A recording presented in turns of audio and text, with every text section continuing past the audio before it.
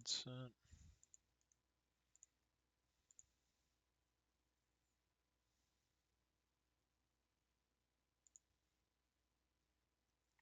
Okay, so we should be good now.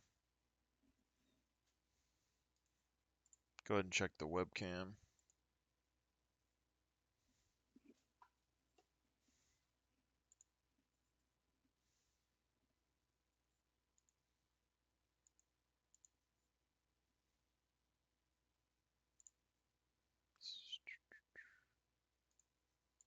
Do this. Okay.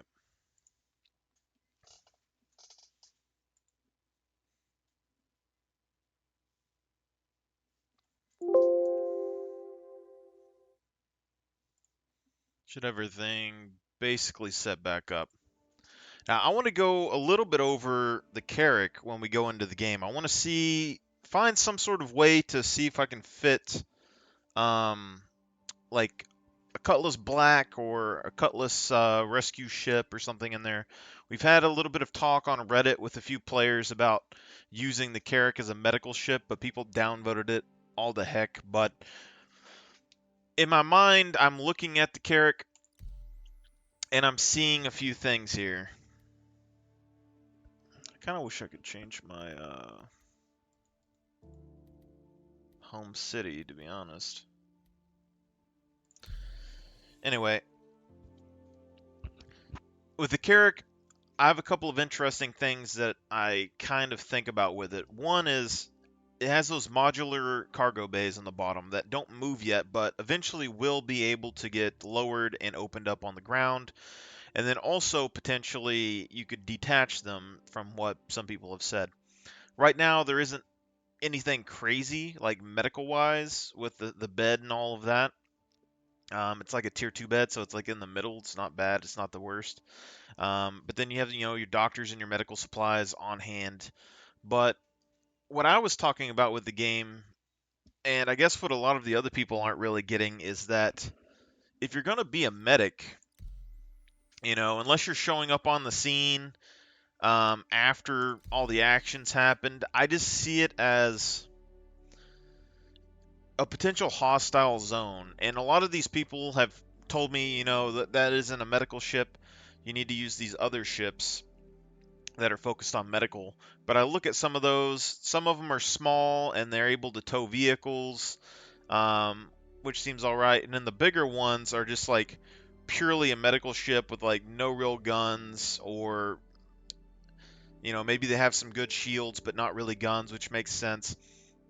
And then like some of the other ones, it's like modular that has more flexibility, like the carrack has.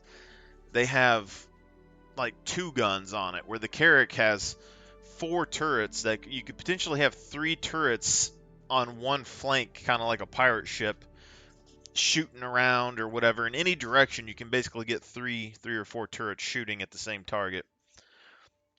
I think that's a big one for the carrack. Second one, carrack has good shields as far as we've seen. I also want to see where the Banu Merchantman's healing gel comes in compared to a healing bed, because they're supposed to have the best of everything. So that healing gel might be the best healing thing in the game, potentially on a big ship that can also land on the ground and can also hold vehicles and can also have a ton of storage. But the Banu's probably more uh, shopping goods than, physical vehicles, I would assume. But from what we've seen with the Banu, I mean, there's at least going to be the potential of one, land vehicle and one air vehicle. And I think Carrack is basically a smaller type of version of the Banu in my head.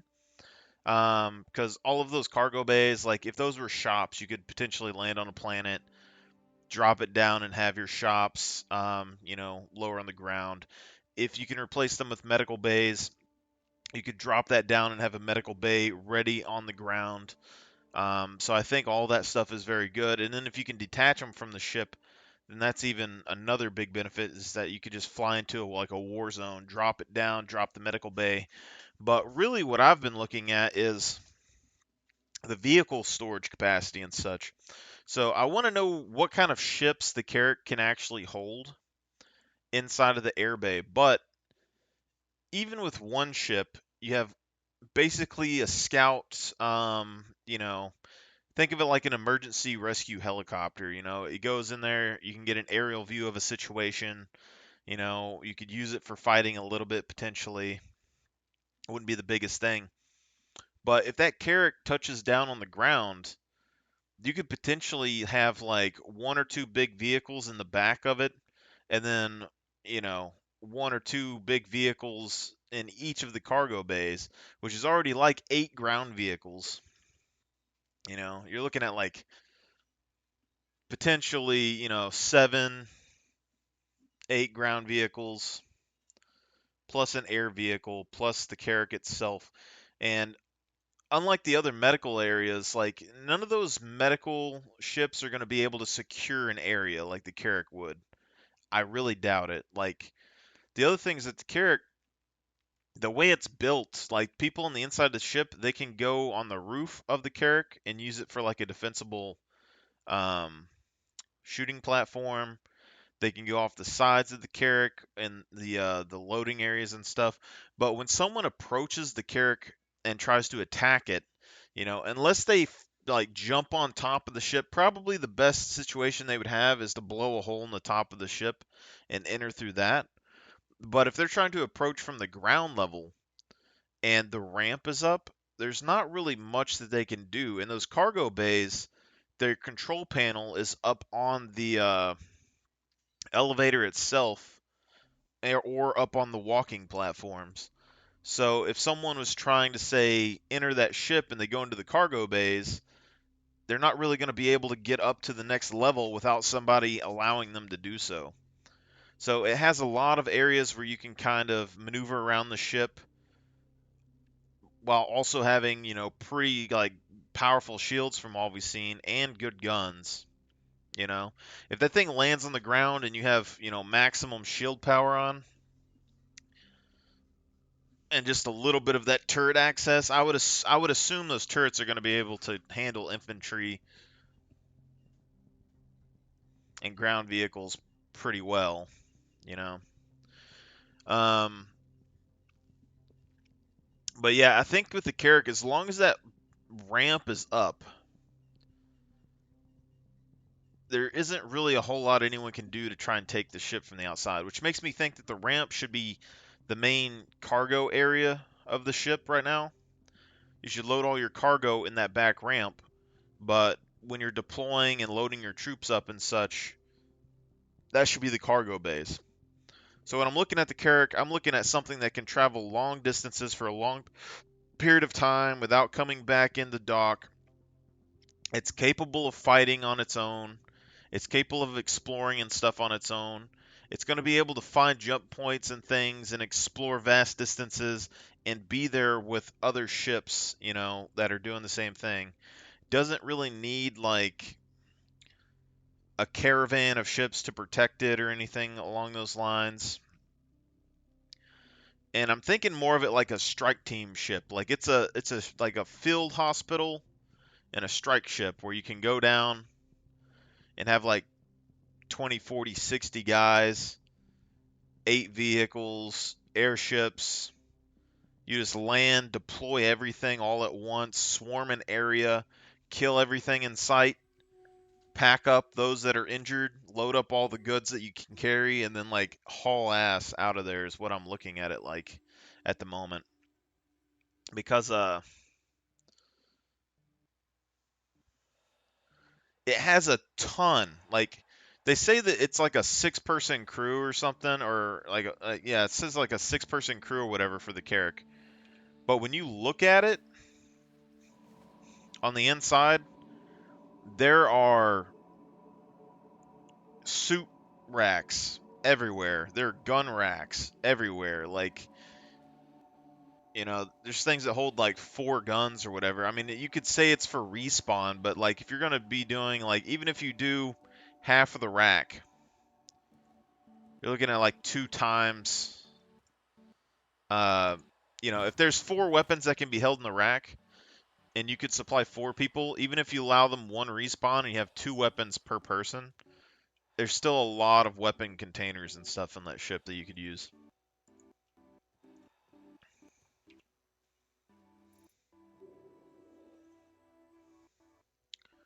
still trying to figure out how to get this gear on that I bought the other day. So I want to actually make some money when I play this game.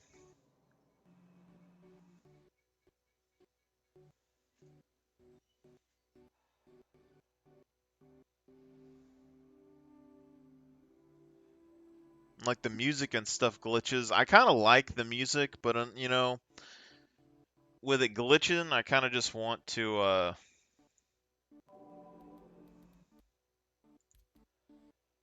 turn it off, you know.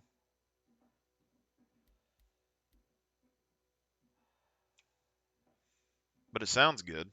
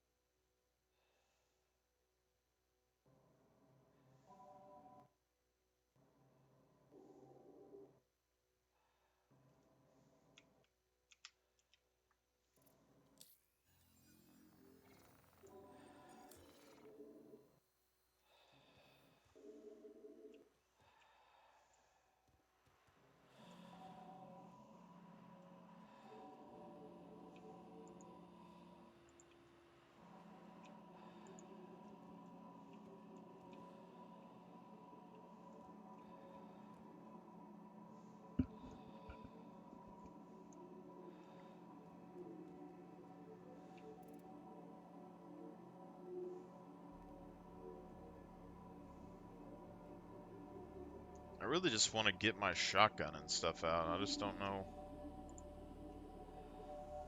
It does take a little bit for things to load in when you first get into this game.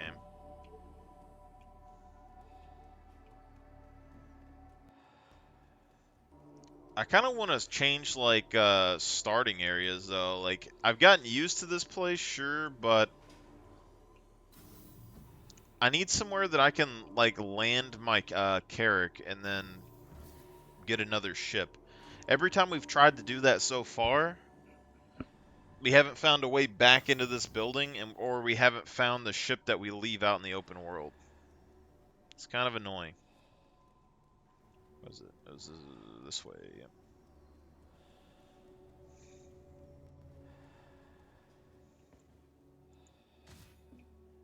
We turn the music off, and it's still like got background noise.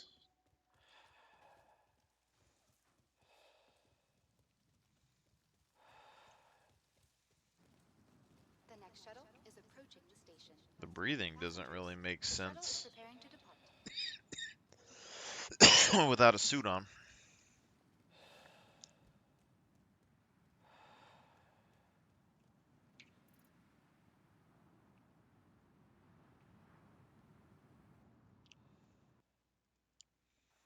See this stuff right here. Ship Showdown 52 Scorpius coin. See, I don't know if any of this stuff is like a limited edition thing or if it's just like, because I only get one of them. It doesn't really tell me if I should do anything, you know?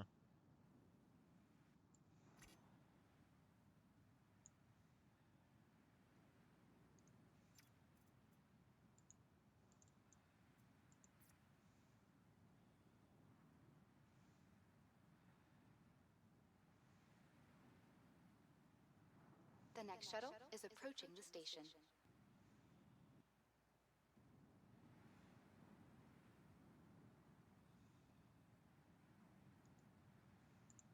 Last call for passengers. The shuttle is preparing to depart.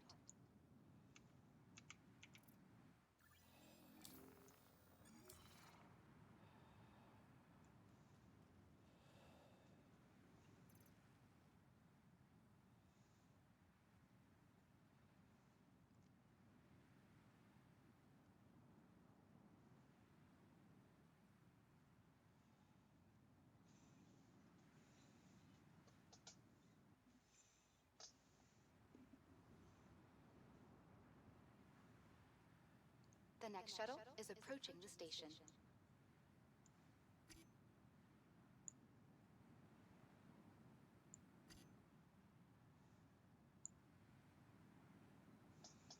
Last call for passengers. The shuttle is preparing to depart.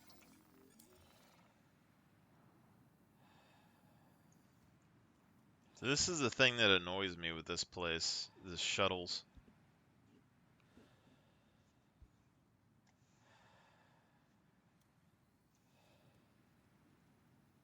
Then I can't figure out how to like get my gear, man. Oh, see, right there. Undersuit.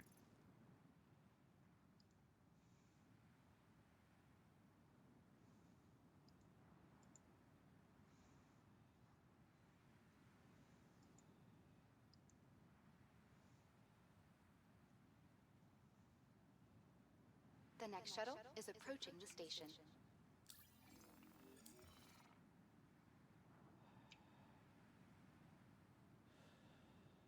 Last call for passengers.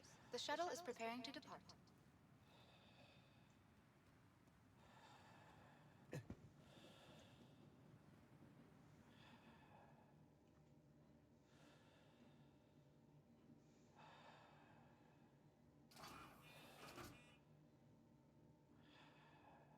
Please clear the station.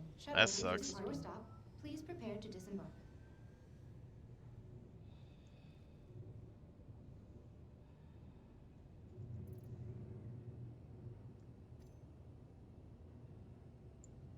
See, stuff like this is where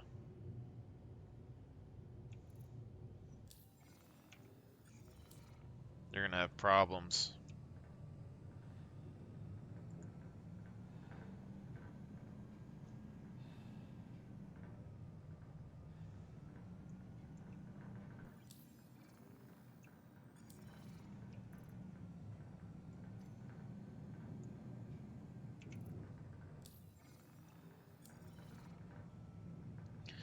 But see that dude back there? He's stuck until another shuttle comes, you know? Like how dumb is that?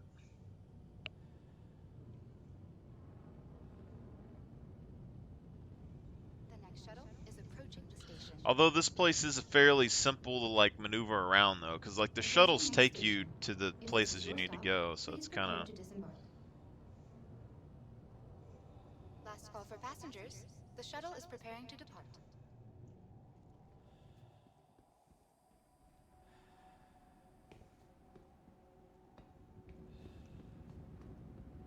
Last call for passengers. The shuttle is preparing to depart.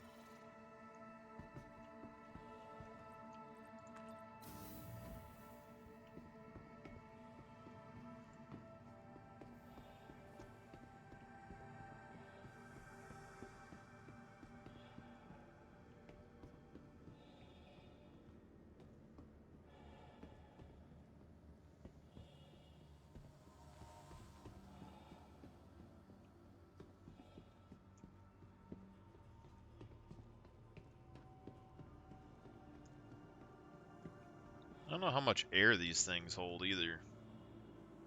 Like, it doesn't tell me like if there's an oxygen tank or anything. Right. Whether you're discovering new bold frontiers or simply stretching your legs after a long space flight, Roger Space Industries venture Safeware to the next level with its incorporation of top-of-the-class safety features.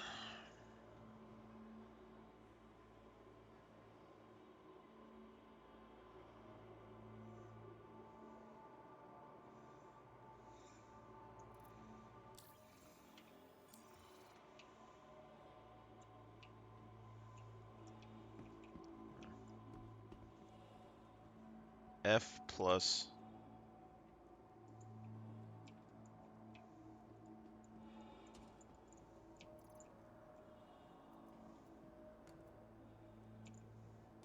So F plus both click.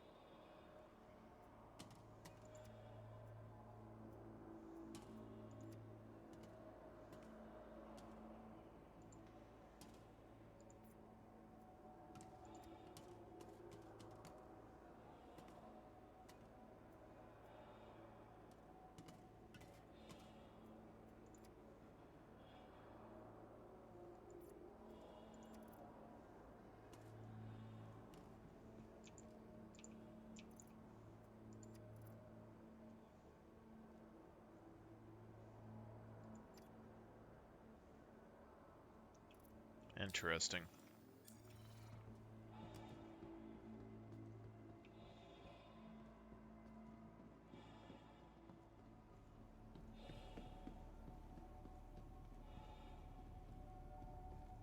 See, this is the kind of people that I've seen every time I went in here, and I know they're dangerous. I know 100% he's killing people.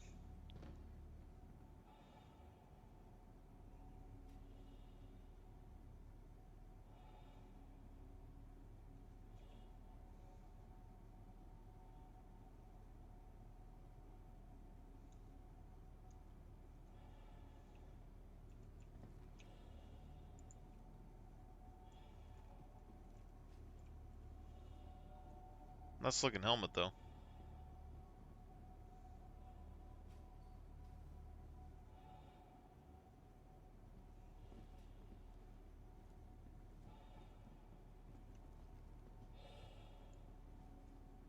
Bunch of pistols and stuff. Welcome to the ASOP Vehicle Retrieval System. Vehicle select. Your vehicle has been delivered. Please visit us again. Goodbye.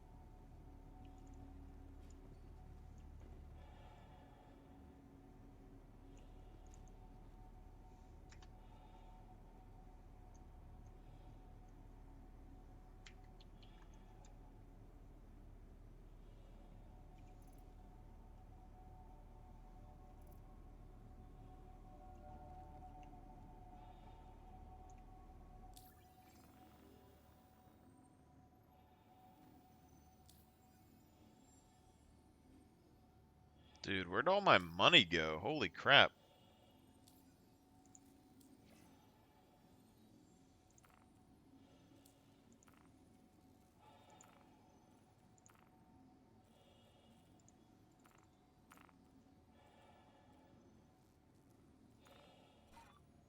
Hello?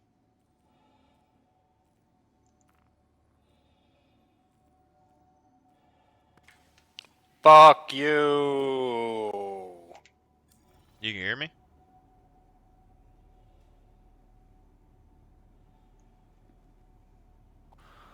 Fuck you.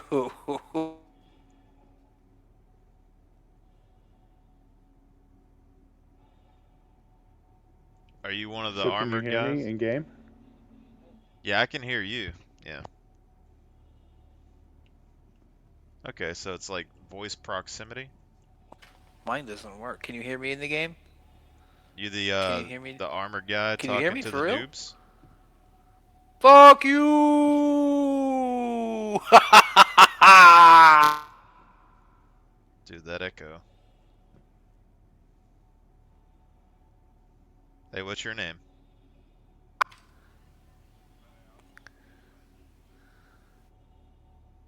I'm Ezekiel. Oh yeah, totally. You should be able to hear me because I'm holding the button. Oh, is it push to talk?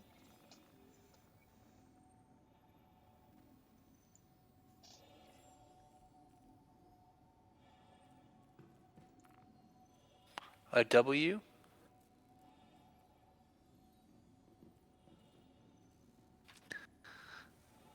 Yeah, this is on Discord. Or this is through the game itself. Through the game itself.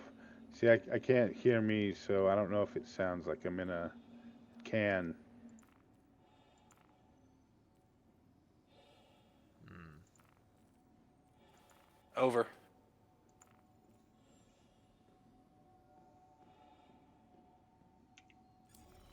A second here. Options, audio.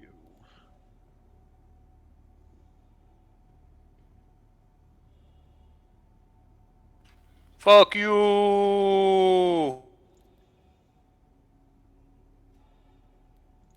Keybinds. Dave's gay. Probably Hail want to put on a target. helmet, bro. Accepted. Wiener magic.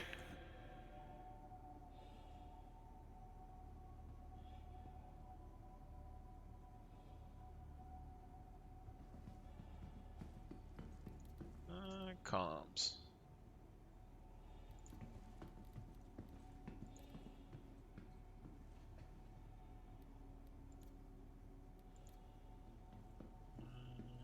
VoIP. Enable level action.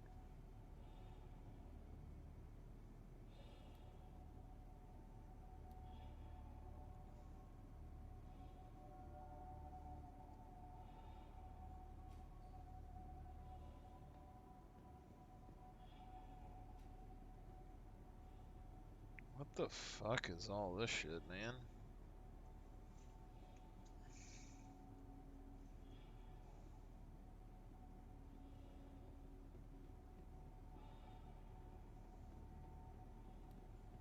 Head tracking.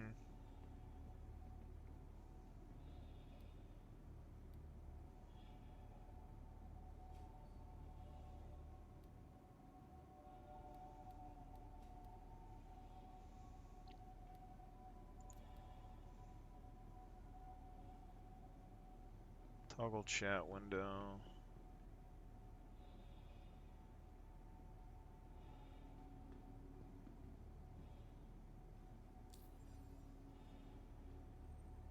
Modifier.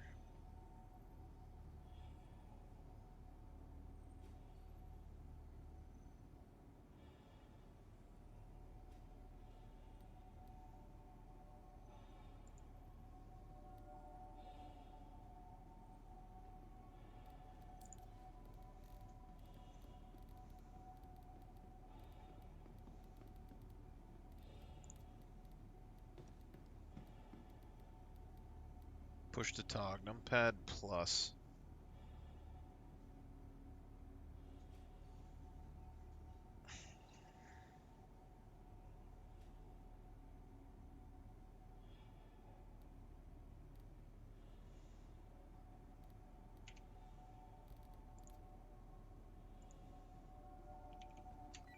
Can you hear me now?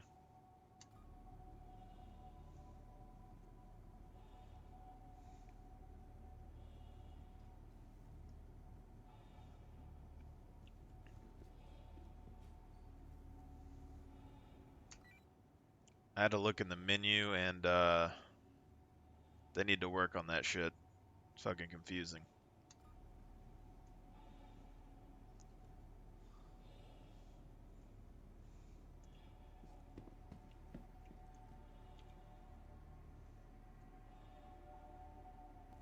Yeah, this game's kind of convoluted in a lot of ways.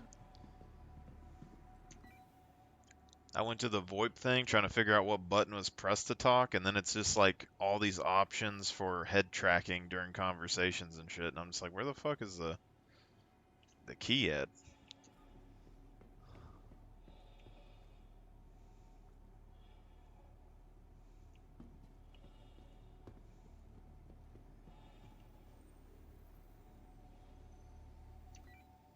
Is there a specific way to like equip weapons? Because I figured out how to finally get this suit on, but I I got a gun that I can't equip, I guess, and I have no idea where to get bullets.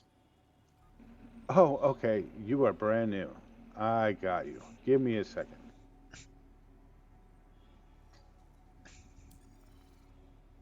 Okay. So, yeah, right now you can't equip any weapons because you have to have some armor. And you're gonna, unfortunately, and you're in an armistice zone at the moment, so you can't like carry it around in your hand. You can only have it holstered. So you're gonna need to get some armor, and on this planet, it's nowhere near here. It's actually across the way from the hotel where you started at. Okay, I'll have to look for it, I guess. Don't listen to none of this trash he says. He's full of it. Look at how he's dressed. Look at that. How could you listen to that? And anyway, and then when you put on some armor, then you'll have hard points to connect your weapons and equipment to. I gotcha. So I feel like all my money that I had disappeared, so I think I probably have to do some basic missions first.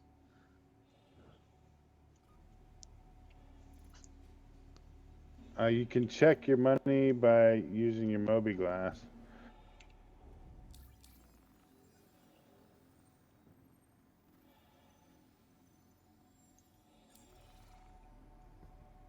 You out of money?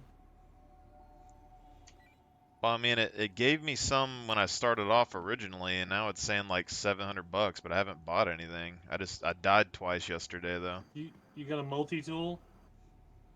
I do not.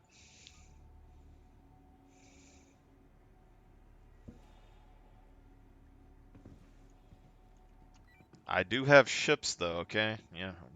Yeah. That is something. Let's start with that. I just sent you an invite to the group.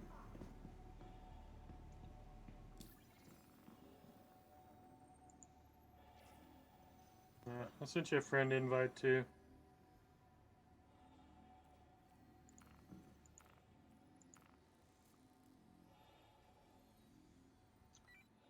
You're Dave? Now Dave's in the red suit. I'm in the black suit, the security suit.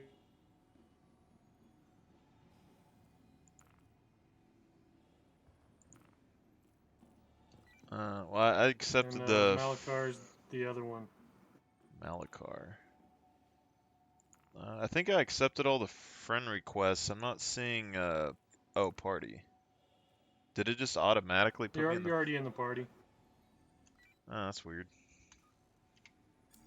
We can send you our Discord info if you want at some point. I'm gonna go pull a ship and we can get scraping. How big of a ship do you need?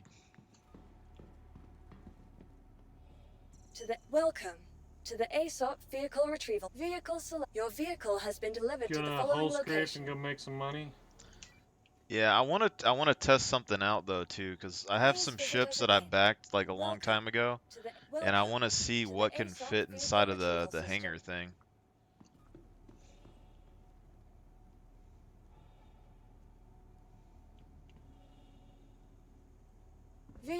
Your vehicle has been delivered to the. Please visit us again. Goodbye. Okay, well, I mean,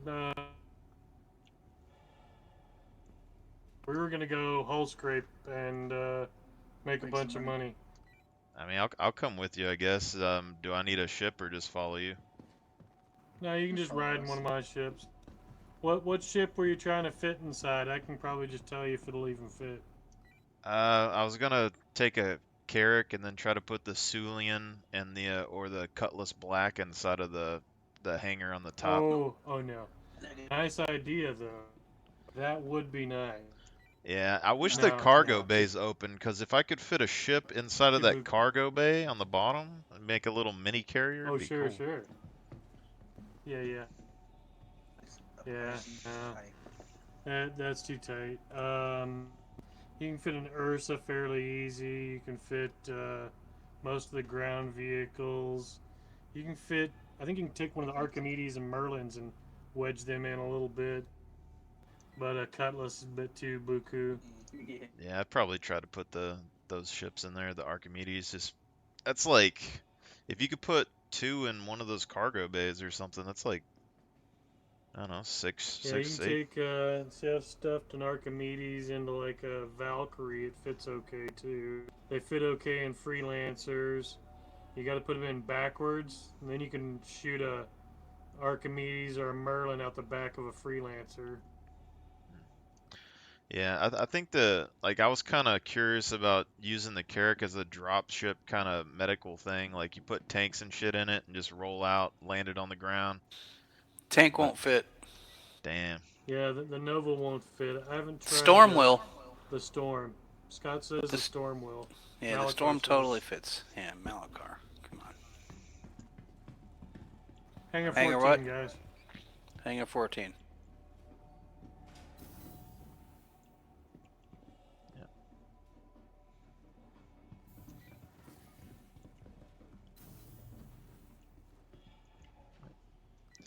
Yeah, I got that Sulian the other day because I kind of wanted a starter ship because I haven't had a small ship and it had that war bond stuff. And I figured like people would buy those. Like you get a bunch of war bond things with the Sulians and just like set them vertically on like a surface of a planet or a ship or something. Say I again? believe. Yeah, I believe the new that the one that sits up like that is it. That's gonna be way too big to fit in the character. Yeah, but just like setting them on top of like, say you had a Kraken or something, you put like 20 of those on the surface of the Kraken or something. Now an Yeah, it works 890 would fit. so. Like I put my Inferno on Malachar's Carrack, Is this the Reclaimer? and and Yeah. when he hit a hard pitch, or whenever he hit boost or whatever, it ended up slinging it off. That was the 890. The 890, it Yeah, it was with its bay 890. you might be able to put the cerulean thing in there. I think that's dreaming. Maybe. I think it's too tall. So this ship you just fly and you like rip apart ships. Dude, the claw doesn't work until the next patch where I start breaking apart ships and shit. It's pretty Right nice. now we just hull strip, fill up the cargo bays, and then we sell it for a bunch of stupid money. This has a lot of cargo space. This gives me the Alien vibes. Let's You give him remember a the little old tour Alien so movie? he knows what's going on too. Hey, come back to the elevator and let's go on a quick tour. I have a hard enough time remembering like one of my ships. Like I don't know about this one. Oh, no worries. This one's easy. But this reminds me of the Alien movie quite a bit. Yeah, it's supposed to be designed after the Nostromo. As first as the cargo bay, generally we put a lot of leftover crap in there. So it's just really general shit, leftover stuff, guns, and stuff we don't quickly sell.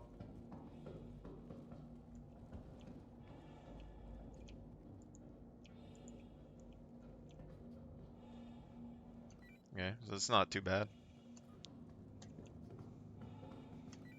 So you could technically like load a vehicle on the ramp and then pull it inside the cargo bay?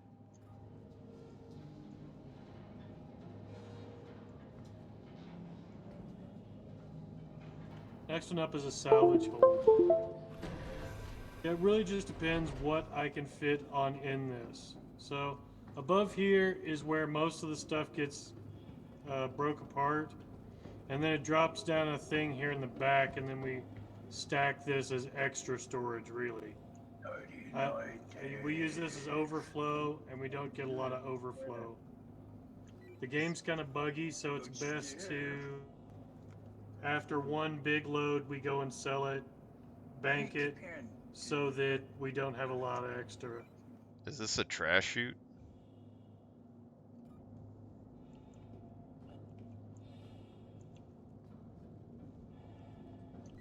It just falls down in that black hole and then it gets stored.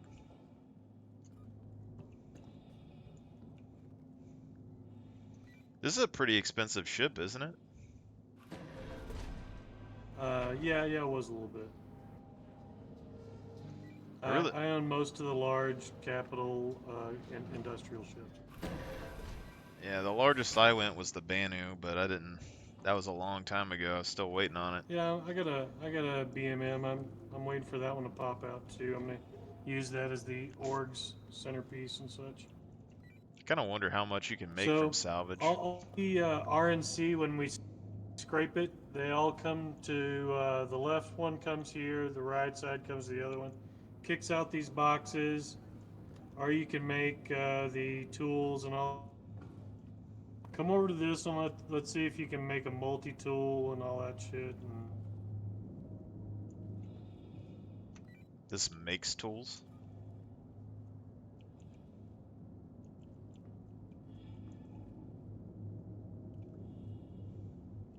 we'll have to pull some more RNC, and then you can make a multi-tool here.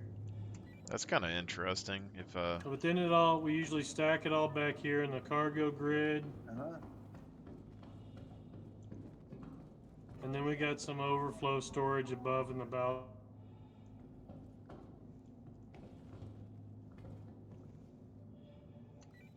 yeah, it's kind of interesting. If ships they make items, it's like kind of cool. Like if they had a ship that could make armor and stuff.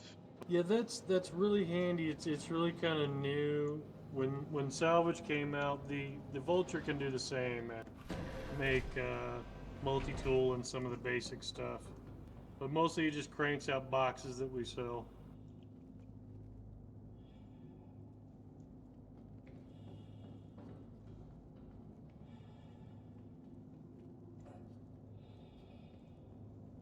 So if you've got one of the large rifle tractor beams, you can actually zap stuff and move it around from the top balcony deck and not actually have to be down there at all. Where do you get a multi-tool if you don't have a ship that makes them? You buy it from one of the little vendors. Almost every vendor sells one that isn't a food vendor. Is there like, are they all the same, or is there like a best one? The handheld multi-tools are all really the same. They're different colors and crap like that, but that's cosmetic. What you want to have is the different multi-tool attachments. So the cutter, the tractor beam, the medical, the mining, or the hole scraping. Then the next step up, see the yellow looking rifle thing that everybody's got? This is the ship level size tractor beam.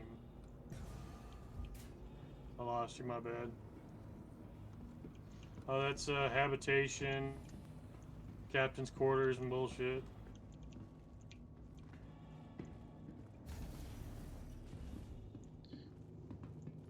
Really Here's wondering. the drone room. These are going to be used for scraping, pulling stuff off the hull, but drones aren't in yet. I wonder how big of a deal like body collision's gonna be in PvP and stuff. Shit, it can be deadly in a group of friends. You get that the freaking what's that thing from Starship Enterprise? Ooh. That leads up to the forward turret.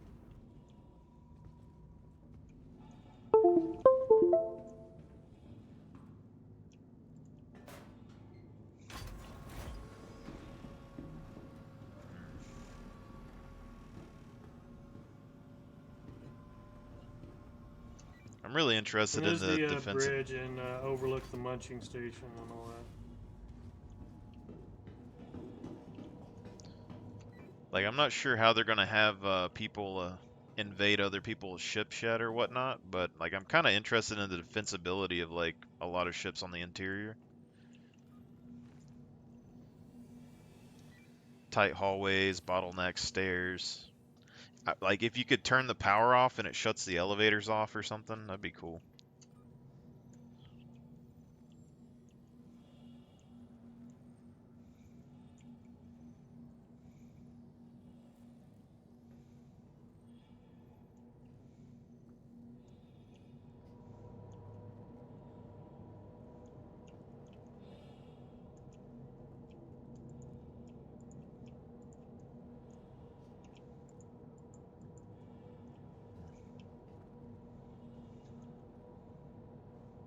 Guess we can't sit in these chairs that are back here.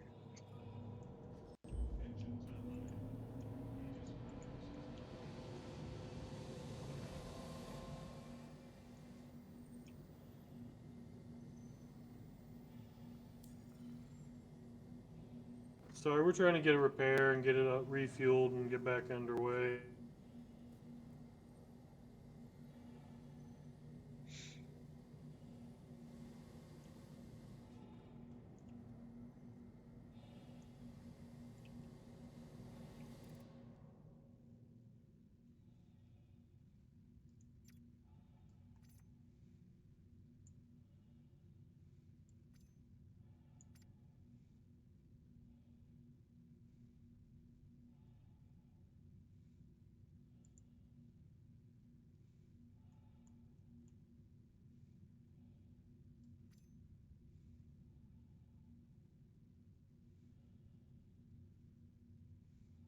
Well, unfortunately, it looks like group's breaking up.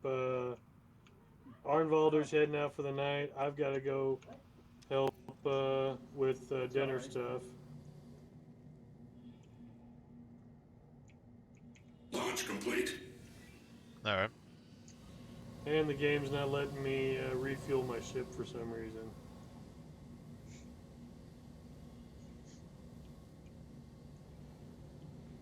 But if you come back in the other room, I'll give you a multi-tool, and that might get you started back going again. Yeah, I figured I was gonna do some of those delivery missions. Delivery's not bad. What ships do you own? I got that Sulian, the Cutlass Black, a carrack, and the that Banu is basically all I've bought.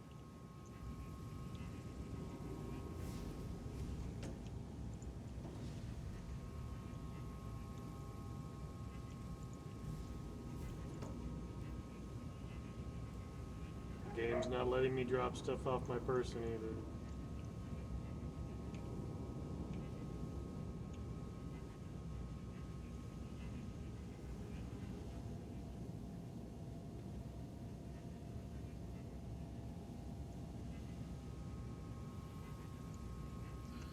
I wonder if this thing's Here, gonna be here's a multi-tool here on the ground.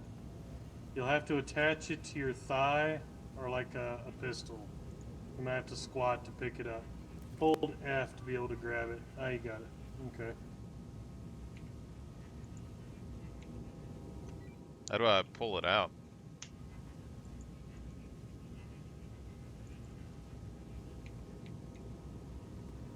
It's F3, but I mean 3 rather. Problem is you're in an armistice zone, and it's considered like a weapon because you can actually kill somebody with one. You can hit somebody with a torch or with the uh, ore gathering attachment and shit and actually kill somebody.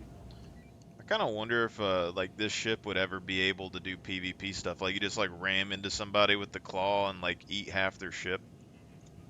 I've got a few theories on how I'm going to run something like that. Involves ion cannons, shutting down shields, using the tractor beams, and then munching out their power plant. That sounds pretty good. I want to know how the EMP things work with things like the Sulian ship, like all the grav ships. The whole thing's electronic. Be, Like, be very careful with that. You can get a crime stat with a quickness. I've got a couple of EMP ships. And if you EMP a friendly, even, or something like that, you get a crime stat. but if you like EMP a ship that is it's all electronic, are they just stuck inside of it? It powers down the ship, and gives it a minute before you can repower the ship back up.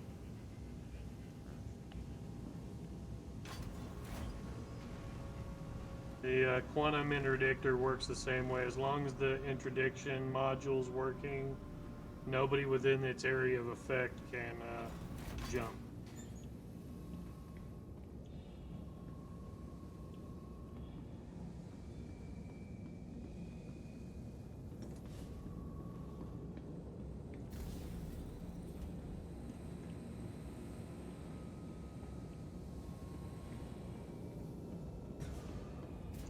I've been talking to people about the carrack for like medical stuff or whatever, and Carrack is really handy. My friend Malakar that was in the group, he has one.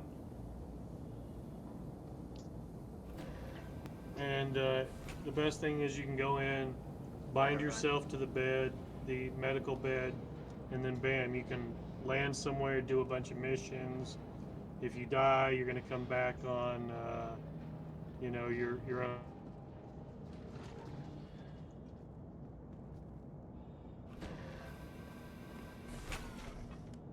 I think we're in the air. Oh shit. Give me a second. I got to go back to the cockpit and land the ship. Yeah, I fell off.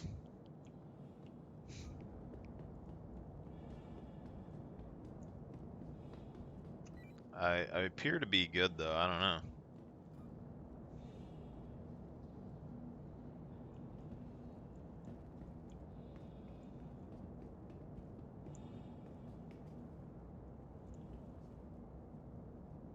If you're in a party, does your comm like stretch over the whole station?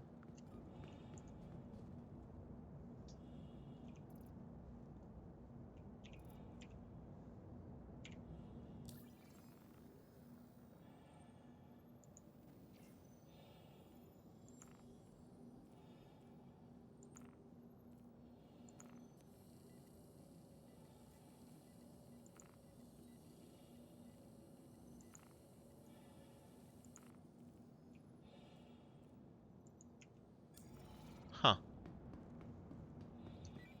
Does that direct message thing work?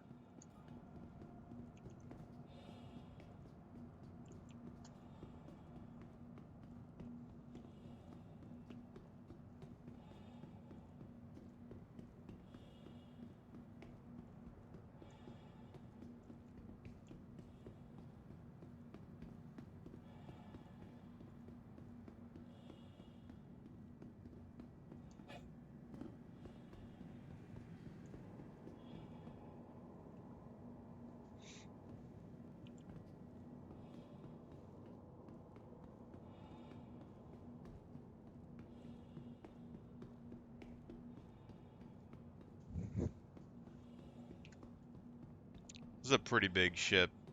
I ain't gonna lie. That reclaimer's a big boy.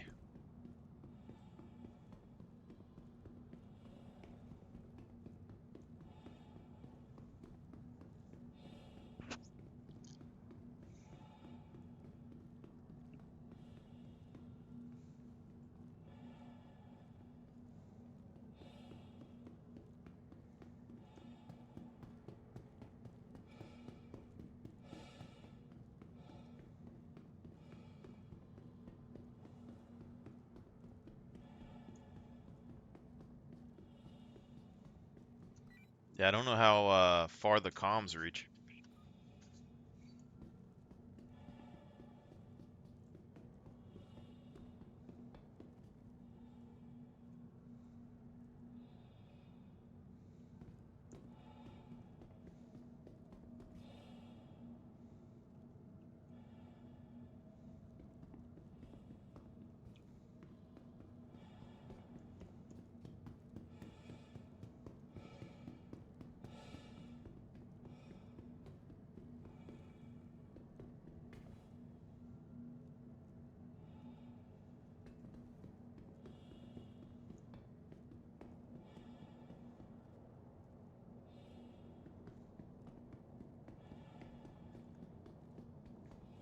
Let's just see how much a reclaimer is real quick.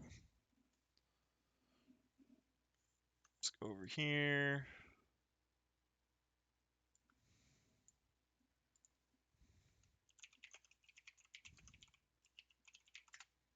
Star Citizen reclaimer.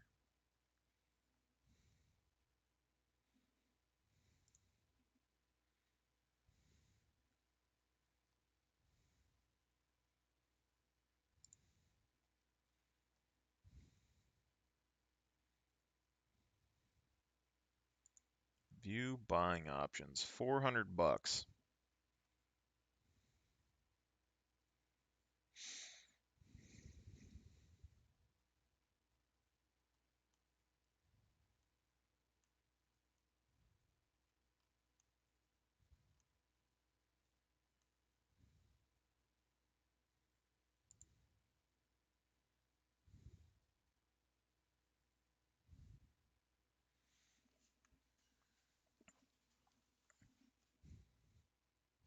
$890 jump with War Bond.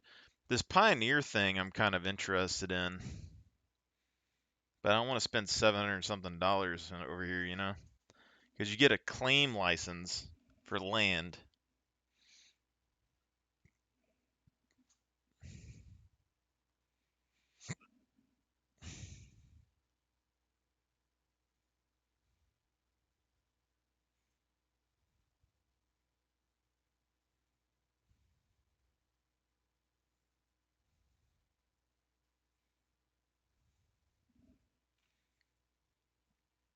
See, this is a base builder,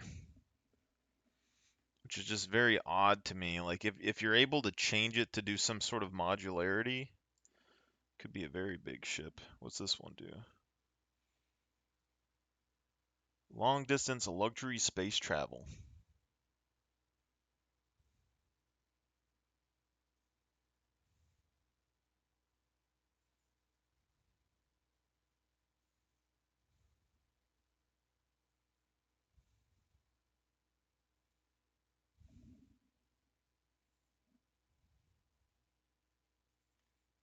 $1,000.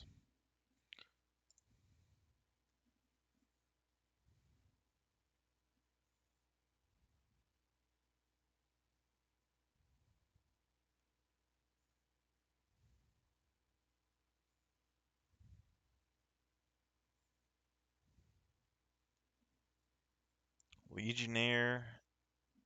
I I kind of like the look of this.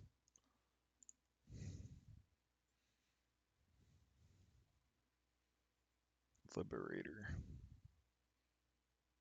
I don't know what that is. The Terrapin's something that I've really liked for a while.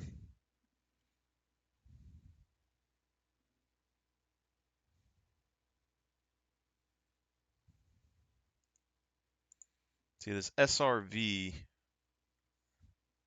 ship I'm kind of interested in. See, but a couple of my ships come with ships too. So, like, you seen before, like that PC's is like 80 bucks or something. Like the Banu comes with a Banu Defender, which is like 200 and something dollars.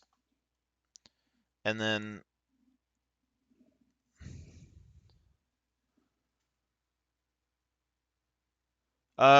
these are so Cambridge, if you're still in here, these are for backing the game. So basically, if you want to put more money into the game than you have to, you can buy these ships for now.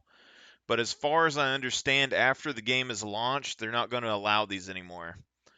And the war bond insurance is when they come out with a concept ship, you can buy it early and get war bond insurance, so that they get money to develop that ship for the game. But you see, like this package, this is a starting ship plus the game, and then you can get, if everything's still the same,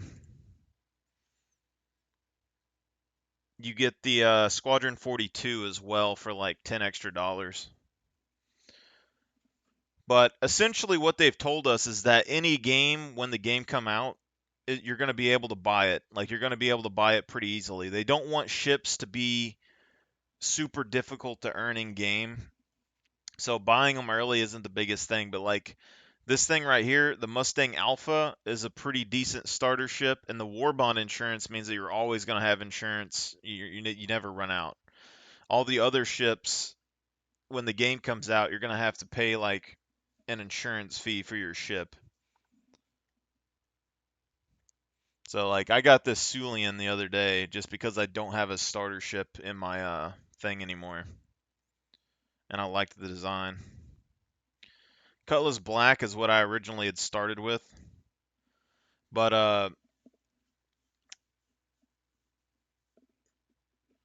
what do you call it? Squadron 42 is a single player version of the game, which is coming out probably, it's in polishing phase, so probably I'm gonna give it like another couple years, maybe, or a year.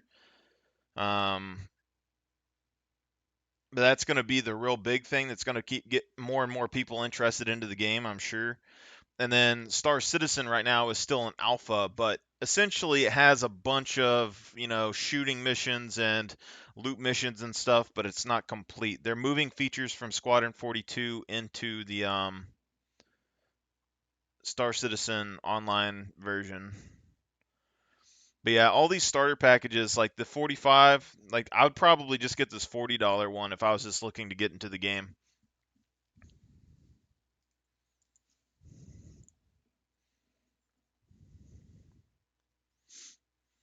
See, because this little ship right here, this Mustang Alpha, is still pretty good. I mean, for what it does, but there's basically starting ships. This one's more of a fighter.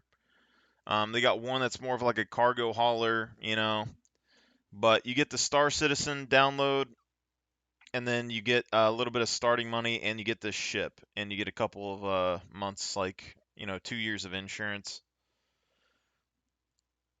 But when you buy this and you go to the checkout, you'll have an option that's like, would you like to spend $10 to get Squadron 42? And then basically you get 2 games. So it's not a bad value. Like when I first got the game, I got a starter pack. And then I was playing Star Citizen while it was in development, and I decided that I wanted some bigger ships and that I thought the company had a lot of potential, not only in a game, but because they made their own engine. So this is something that after all these years, this engine gets.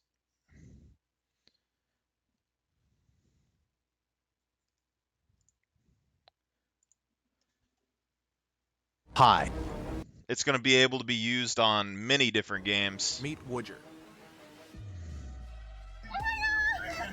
Do you know anything about Star Citizen?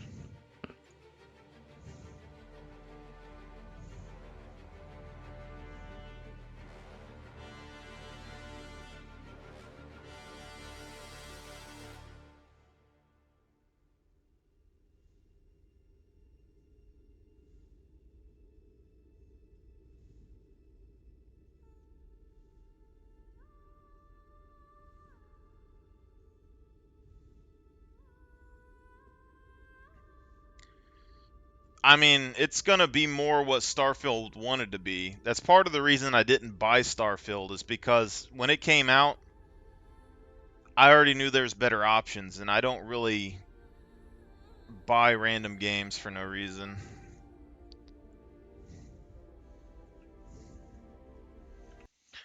this is going to give you an overview of kind of the features they have in the game already. This is the Star Engine, but there's a ton of crazy stuff. Like, they want the game to have like 90% of its population to be NPCs. So even if there's millions of people playing, there's going to be 9 times that are NPCs. And they got systems to figure all that out. They're doing server meshing so that the game can basically have infinite players on one loaded instance.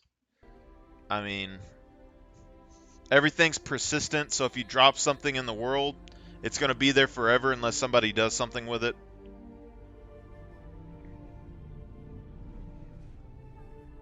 Yeah.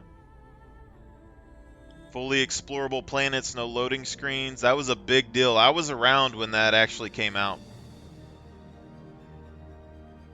When they got the first planet done, it was a big deal. Okay? And then I went to the first planets they got done and it was like moons and they were just like barren rocky places and I was still like this is pretty big deal, but like it's not crazy. Like even now like you see these planets, you're going to have hundreds of planets to go to. But any point that you look at on this planet is actually there. These clouds are actually there. If you see a storm coming across this planet, that storm is actually there. You can fly to it and see it. So like, and those are supposed to have effects on your ships and stuff like that. Years ago, they had demos where basically it was a desert planet like Dune, and there's a massive sandstorm like blowing parts off of ships, and then a big worm came out and stuff.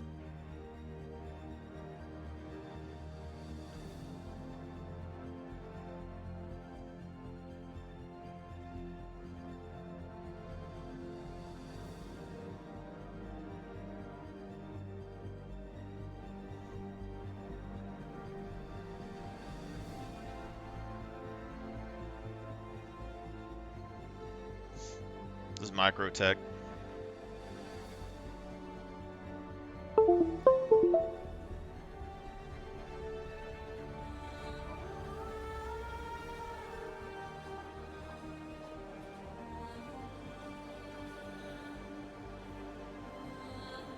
And don't forget, there's going to be player-built bases and settlements in this game as well.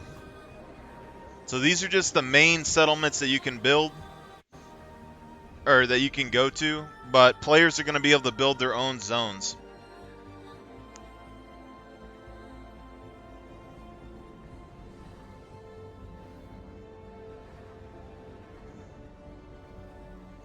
Not to mention the capital ships.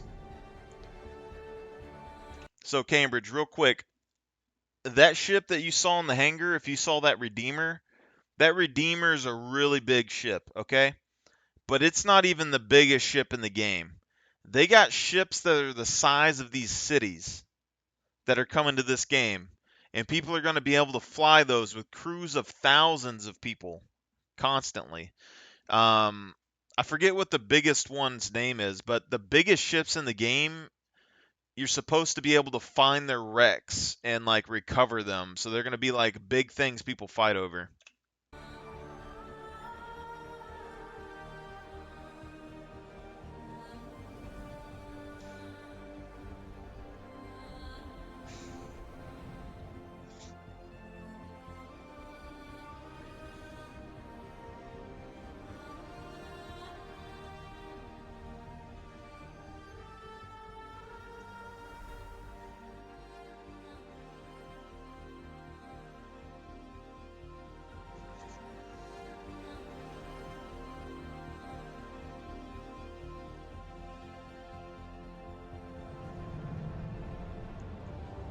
That's the carrack right there.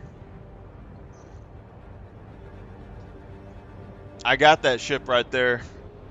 It's pretty nice.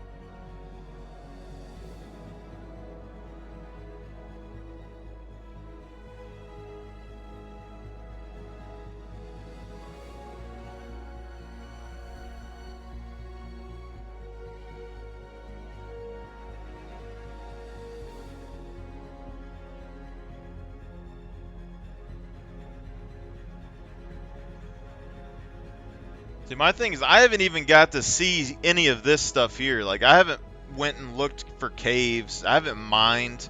They got mining ships and stuff in the game that I haven't got to fly or use. I don't know if I would want to buy one or not.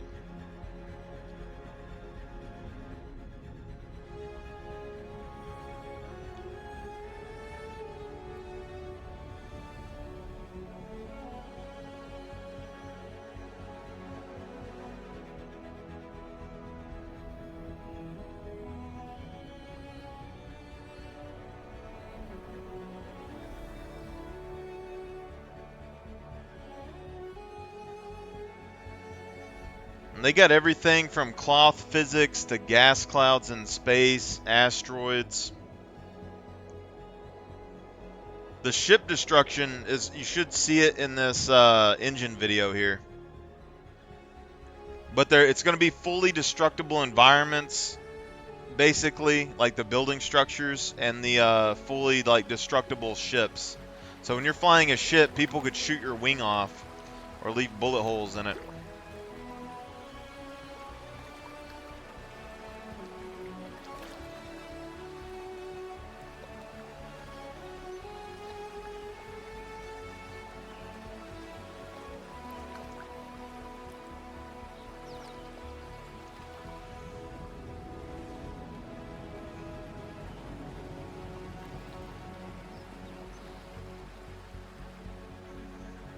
It's been a long time in development, though, I'll give it that. It's been like 11 or 12 years. And we're finally almost to the end.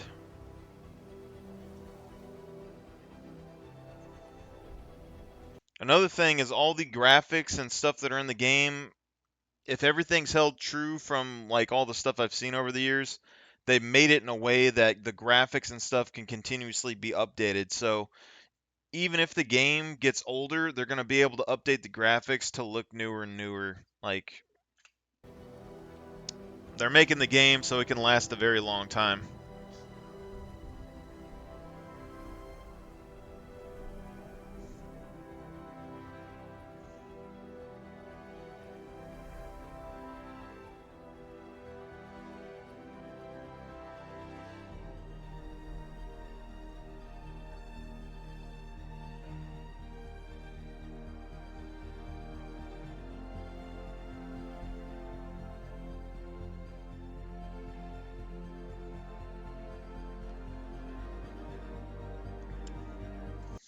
No leveling system that I know of. I would say the leveling system would be your gear and your ships in the game, to be honest. But most of the thing is basically it's skill based. So from what I've seen like over the years, like repairing ships, it's not just hey go press a button and it repairs the ship. Even though you can do that at like space stations and NPC areas, if a real player flies out to a ship that's like damaged and you pay them to repair your ship like roadside car service, they have to know like what metals and stuff to use, how to use the laser, the pipes that connect certain places. Uh, and stuff like medical and engineering, like there's certain things that you have to know. Like engineering, what they're doing is they have components spread out over many different, all the ships are different, but they have components that are spread out. They get damaged and need certain things, like little mini games. Like, so while your pilot and your gunners are fighting in like PvP, you'll have engineers and stuff on the ship trying to do these mini game puzzles to keep the ship flying.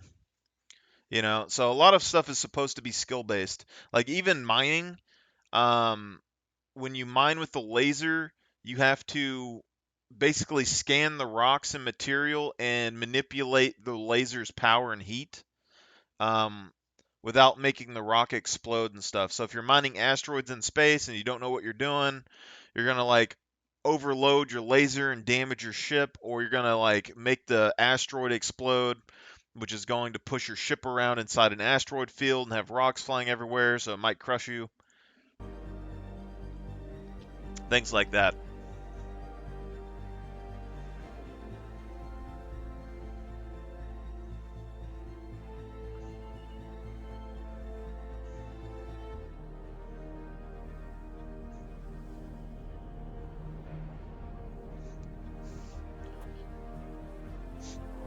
Got a space cow.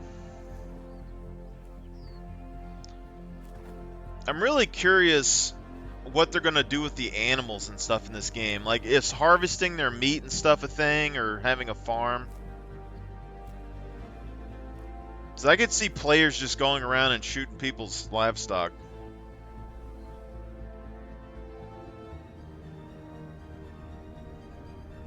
So this is a freelancer, I believe. I think with mining attachments. So this looks like a player settlement, like a mining settlement or a farming settlement or something. And they're loading it up on this freelancer, which is like, this freelancer is kind of like an entry level cargo ship. And it's still pretty big on its own. So this might just be one person living here. Or a small group, maybe.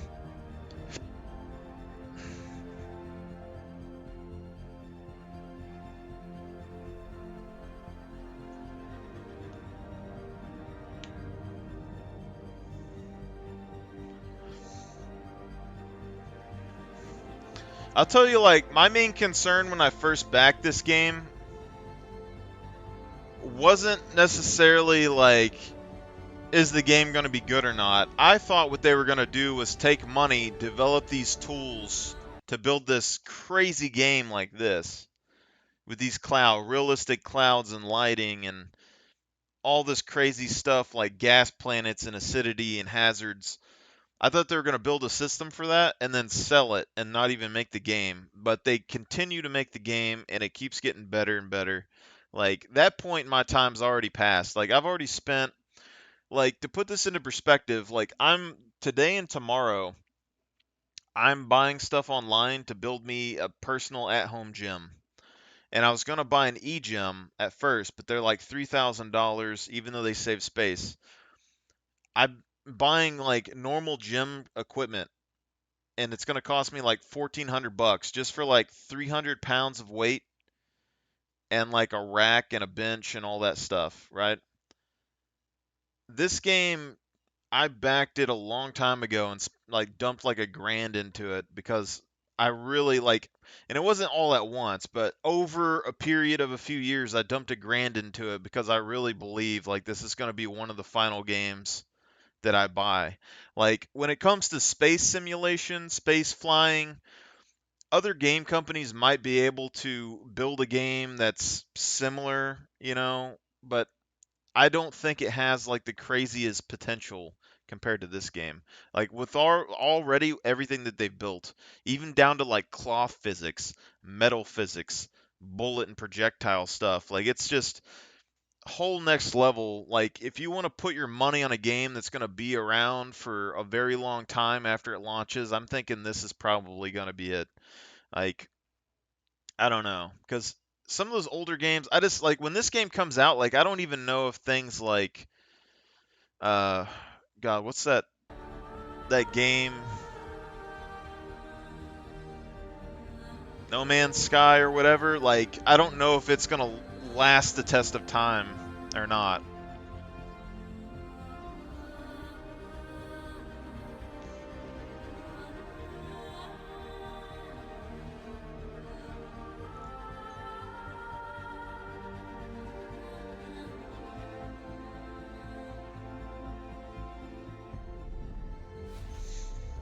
As far as I know, it's only PC. Yeah. The guy who's making this game is the guy who made.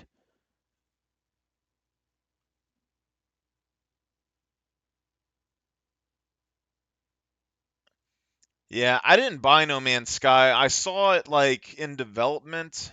I think, when No Man's Sky and stuff was coming out was, I don't know if that was the same time that I ran into Star Citizen or not, but basically there was like 4 or 5 different space games that were like millions of planets, unexplored areas, impossible aliens, and it's just like, and I was like reading in between the lines, and I was like, I think I'm gonna go with Star Citizen. And so far, like, they don't have even all the stuff in the game that's gonna be there yet, but if I was to put like Star Citizen even now, just with shooting NPCs and flying around, having fun, or doing PvP content, I think it's pretty fine as a game as it is, and it's not even all the way where it's going to be. Like when Squadron 42 comes out, that's probably going to be like the thing where people finally get a grasp of how the game's going to be. Because I think Squadron 42 should be like the tutorial for Star Citizen. So instead of just having like a tutorial teaching you how to do stuff, I think Squadron 42 should have all the features in it. But take for example Squadron 42. It's big time paid actors, like facial detail, everything's like copy copy of a person's face. They got the dude who played Luke Skywalker. They got that guy who plays Jim Gordon from like the Batman like the Batman movies. Uh God, who else is it? They got a lot of like famous actors in there. That dude who plays Sir Davos from Game of Thrones is in there. Uh, it's like, and then they have like a bunch of the big ships are going to be in there too.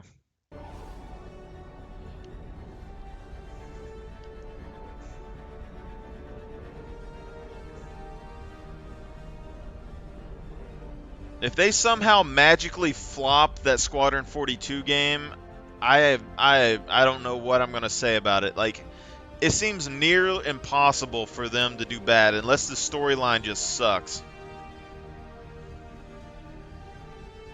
But the guy who makes this game, he's the one that made like the old space games, like the original space games that made like space exploration games popular back in the old days. His name's Chris Roberts. He's like one of the people that developed those games. So he probably has a decent idea of what he's doing, I would assume.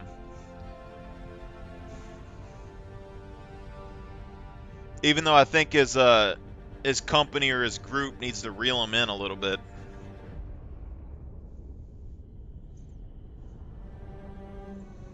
But this is the most backed game in history. The most crowdfunded money ever put into a startup company.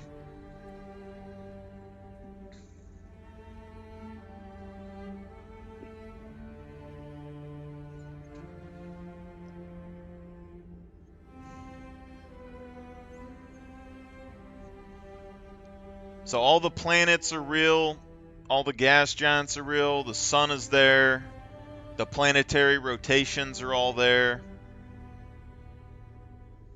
There's going to be gas clouds and like wormholes and stuff in space that you have to find and travel through.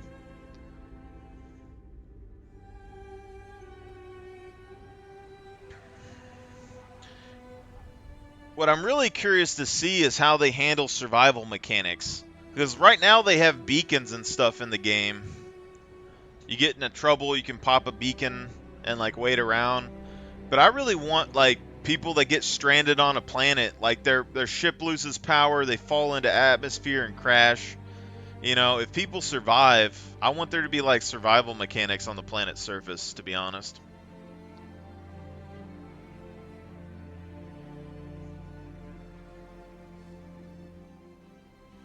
Not a big deal though, in the grand scheme.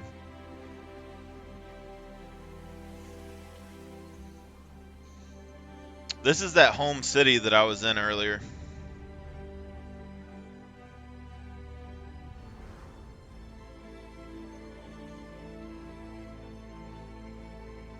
It's basically a floating skiddy that's on a gas giant.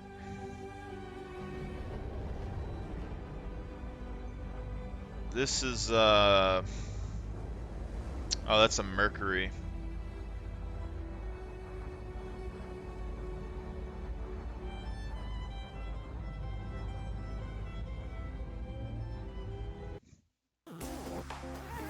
Classic space whale. What the hell?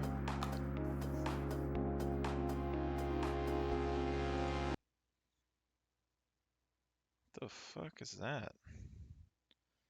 People look like they were strapping up to be like secret agents. Oh, was incredible. It was only 20 minutes. I am sweating profusely. It's the same movement, same everything. It's just your muscles are exerting more force. I'm out of breath, so it is real. This is a shock vest? At the same time, you've got the contraction. My body's more engaged. It's totally different than anything I've ever experienced. I knew a little bit of what to expect from when I had the EMS done before, but yeah, the catalyst definitely upped it to the next level. It feels like I'm actually carrying something heavy.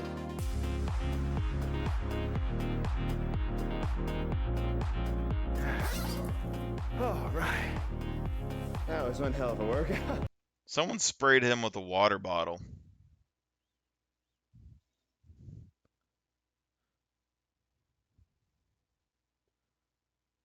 You know how I know somebody sprayed him with a water bottle? Water, dry,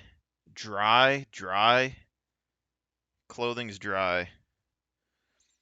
I don't know what this is. Is it a shock vest or is it a weight vest? I would assume it's a shock vest, but there's no electrodes.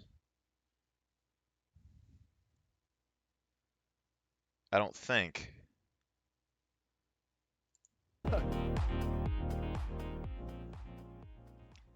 Catalyst. Just because I'm curious. Amplify every movement. I could not be more excited about our latest vintage. The BAM multifamily growth and income Electro-muscle stimulation Thanks to the technology. market volatility and the pessimism, we are seeing better deal flow than we have seen in several years. Warren Buffett said it best, when people are fearful, be greedy. And we are smack dab in the middle of... Okay, so space whales. I don't know how, like, a shocking bodysuit, I'm not sure if I'm on board with that or not. I've used a shocker for workouts in the past, like a stomach shocker and shit. It can definitely hurt. But...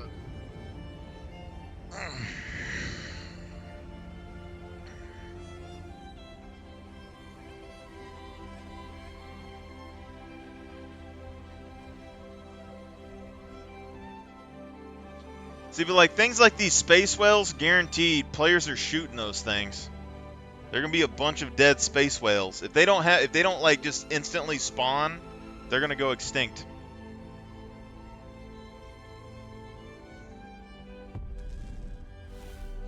This is the wormhole. So exploration ships are supposed to be able to scan for wormhole breaches, and then they can kind of name them and stuff, and that's how people are gonna find new areas of space to explore. Or no, that was quantum drive. That wasn't a wormhole. There'll be a wormhole later, probably.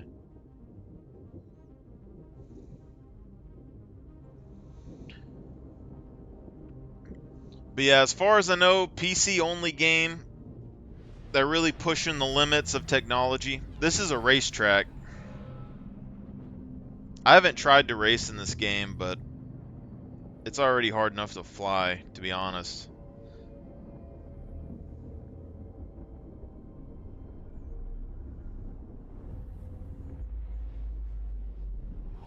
Yeah, this is the wormhole right here.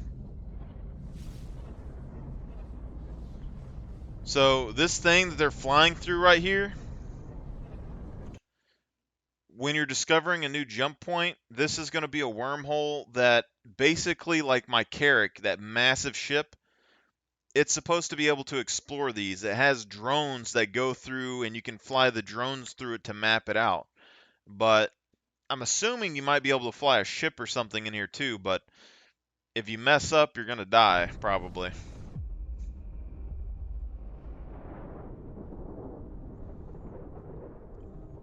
Now, this is Pyro, I believe. It's like a pirate settlement. There's a big mining station.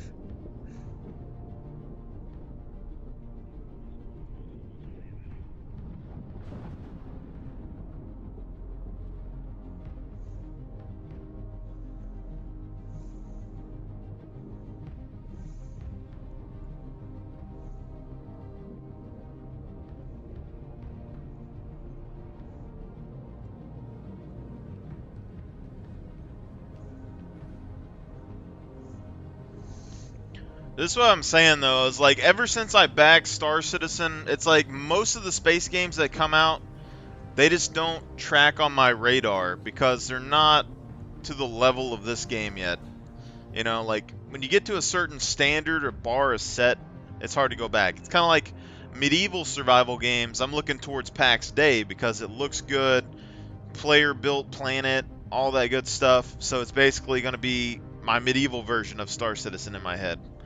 But then when it comes to like a zombie survival game, right now it's uh Scum. So like if I wanted to go like loot and shoot monsters and stuff, it'd be Scum probably at the moment.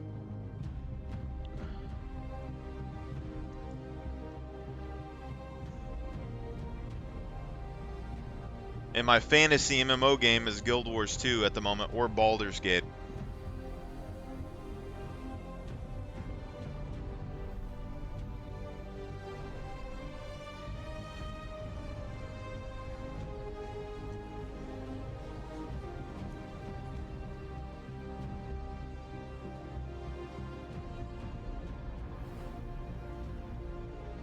You can also get put in jail.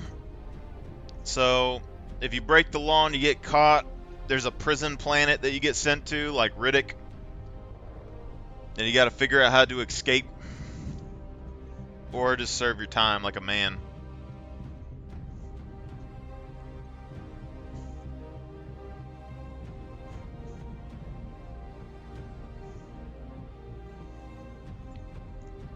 I kind of want to be a mercenary either way, though. Like, I'm probably going to end up in jail at some point.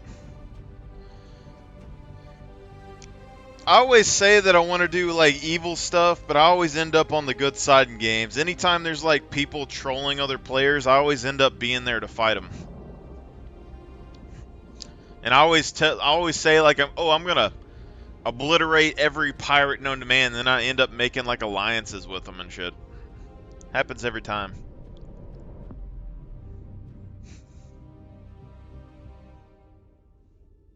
Pyro 3. One thing I hope for, though, is like as the systems get bigger, I hope they do more crazy stuff like on the planets. Like a lot of the planets now are like gas giants or terrestrial planets. I want to see some stuff that's like non-livable, like corrosive, like destroys your ship if you're there too long, or has fire burn the surface, like on Riddick. Uh, was it like that third Riddick movie or something? Things with like hostile creatures that just spawn out of the ground and stuff. I think this is a reclaimer. Yeah.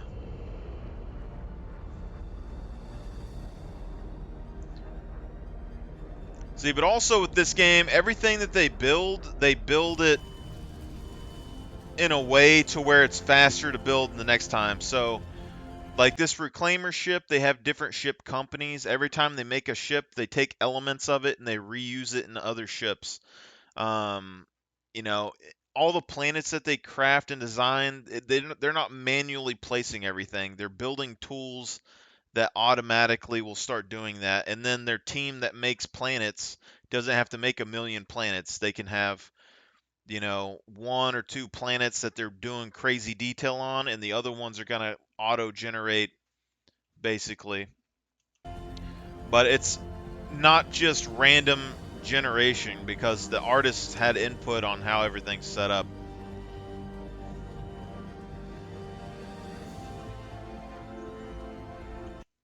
And like this fire system right here, they showed this during the CitizenCon or whatever this year. So they have squares, basically, like cubic squares all over the ship. And it measures like the gases and stuff are there, what materials are there, the kind of heat and etc. So everywhere that these fires spread and stuff, it's measuring that. And it's also measuring the things that are underneath the surface layer too. So things that are flammable, the fire will just keep on spreading.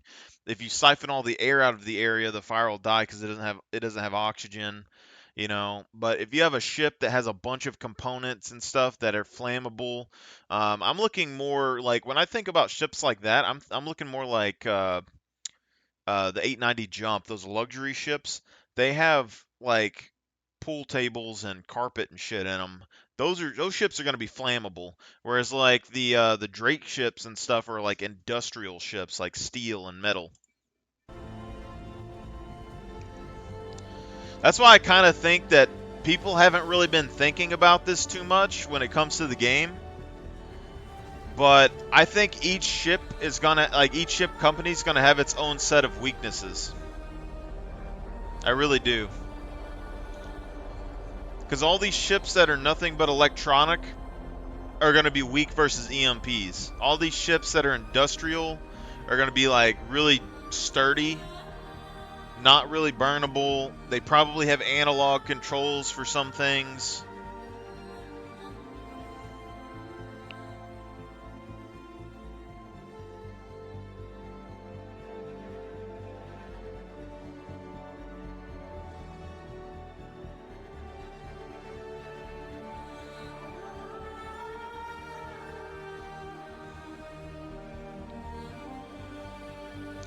See, but you got a variety of ground vehicles and air vehicles, player-made bases that are going to be around. Plus, you got the NPCs that generate like missions and quests and stuff all over the place, and they're also random. So, as you're going through the universe, there's probabilities going on in the background on if you are going to run into an NPC or not, and what kind of NPC and all those good things. So you got pirates you could run into, people trading. And then basically they're doing the NPC system the way that they're trying to do it, where 90% of everybody you see is NPCs, because they want to limit griefing from other players. So even if players want to become pirates and like every player in the game decides, hey, we're going to be a bunch of pirates and steal stuff, well, the AI are going to be forming the bulk of that punishment. Also means that if you're a pirate and you're looking around, you don't have to wait around for somebody to show up all the time.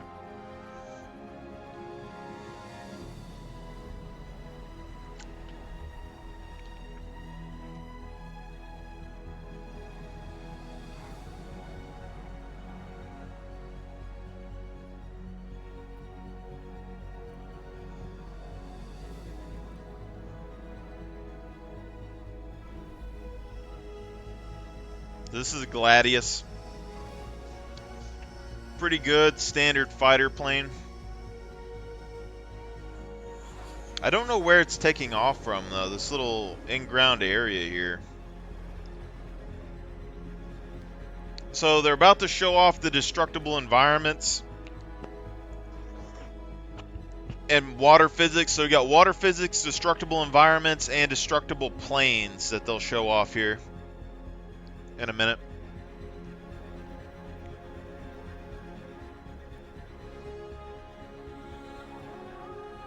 Also, something I haven't noticed before right there was rocket launchers and machine guns on top of that structure.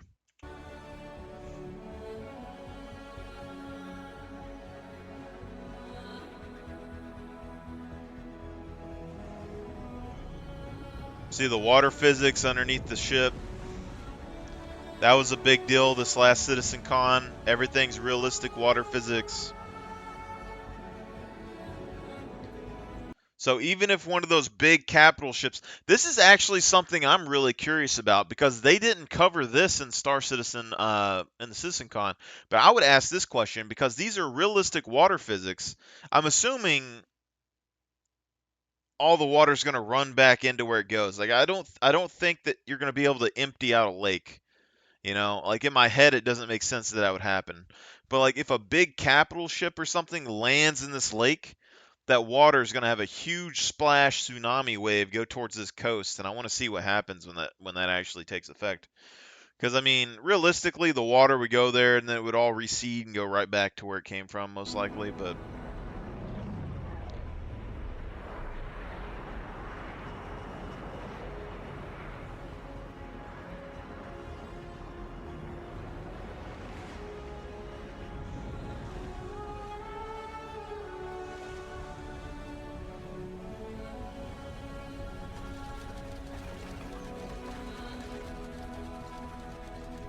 so this is base destruction.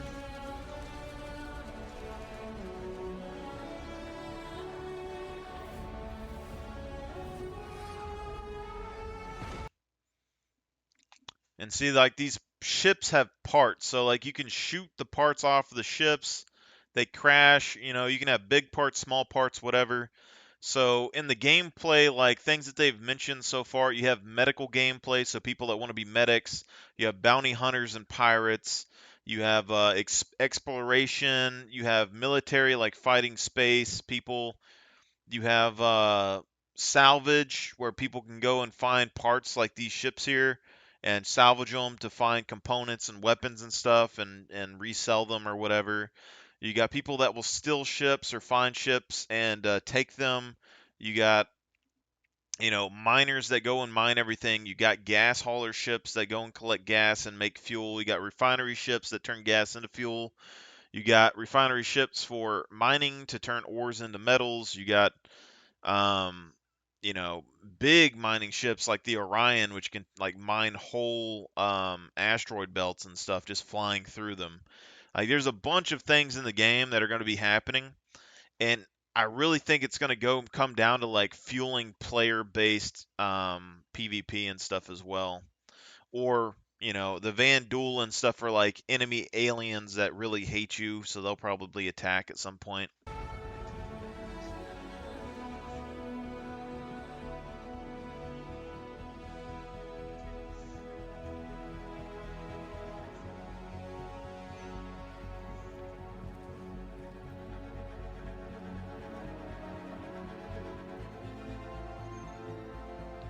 The claw simulation was a big one.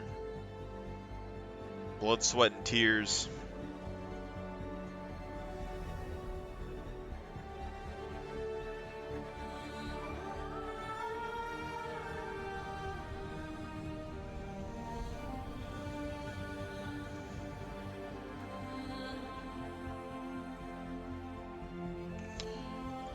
But yeah, that's all Star Engine stuff.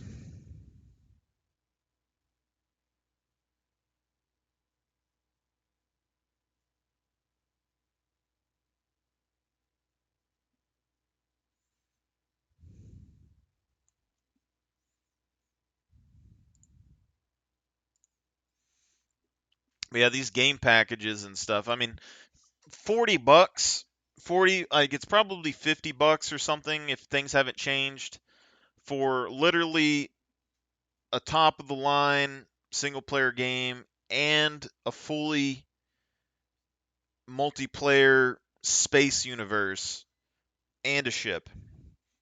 Pretty good, you know. Then you get stuff like this UAE exploration. This is where the big money comes in. Like people that buy stuff like these huge packages with multiple ships. That's like you don't have to spend any money over whatever you want for the base game. Like that 40, $50 here, that's all you got to spend. You don't need to do anything else. You can earn everything else in game. So, for example, uh, the most basic missions in the game are like delivery missions. So you go to someone's business, you pick up some stuff, you deliver it. Those are paying like 3,000 or something right now per deal. It takes like 5-10 minutes or something to do them. It's not too bad. But when player organizations and stuff get involved, you're gonna have tons of ships shipping ton of cargo around. They're gonna be hiring people to do it, probably competitive rates. And there's a bunch of ships, like all these companies, like there's stuff that I don't even know in here because it's been so while, like a long time. But these standalone, like even the gear, like you can buy gear on here.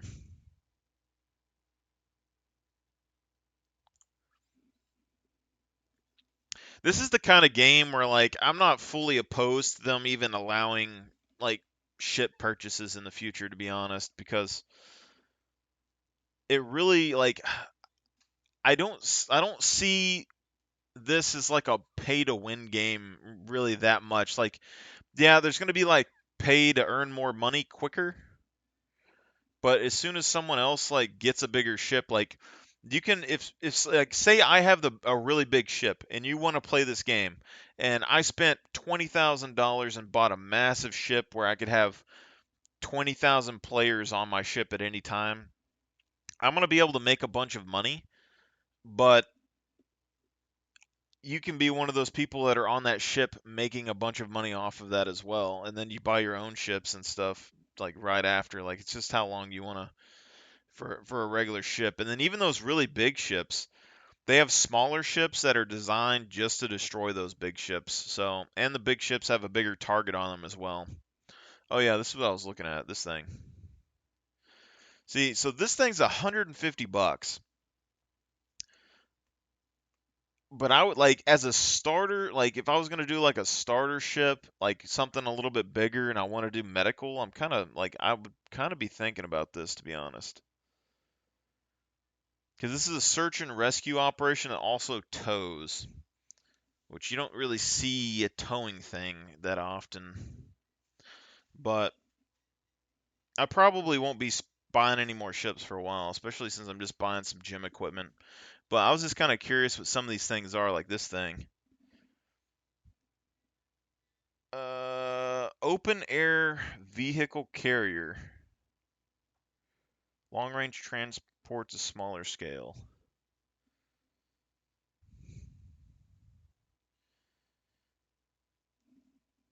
Open air vehicle carrier. Designed with the same quantum drive and long distance capabilities of military spec carriers and pathfinders, but tailored to the civilian market. What?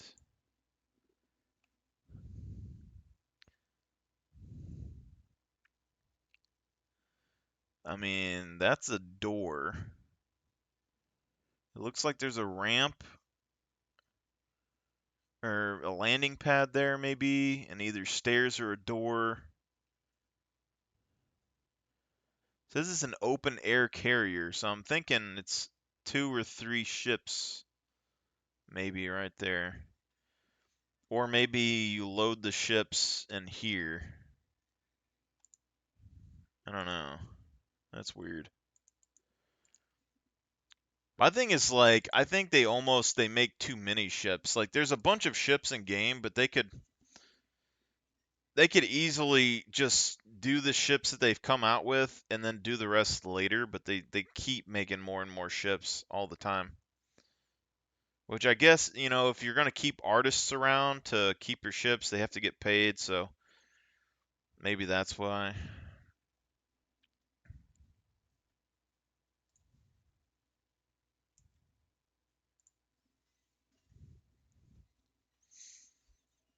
Oh, crap.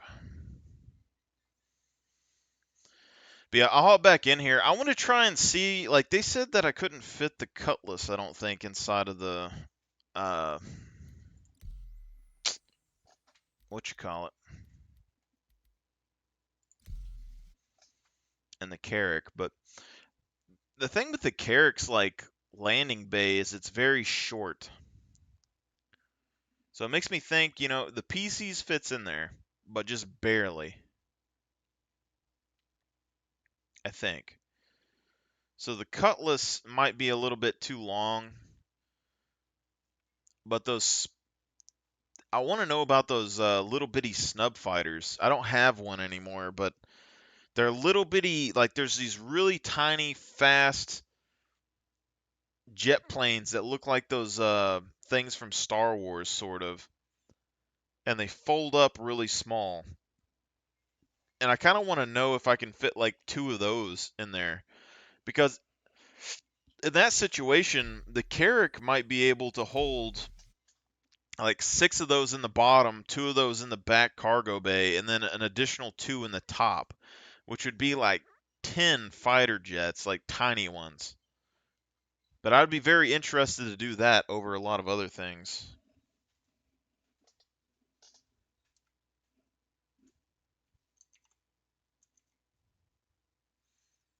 Shoot.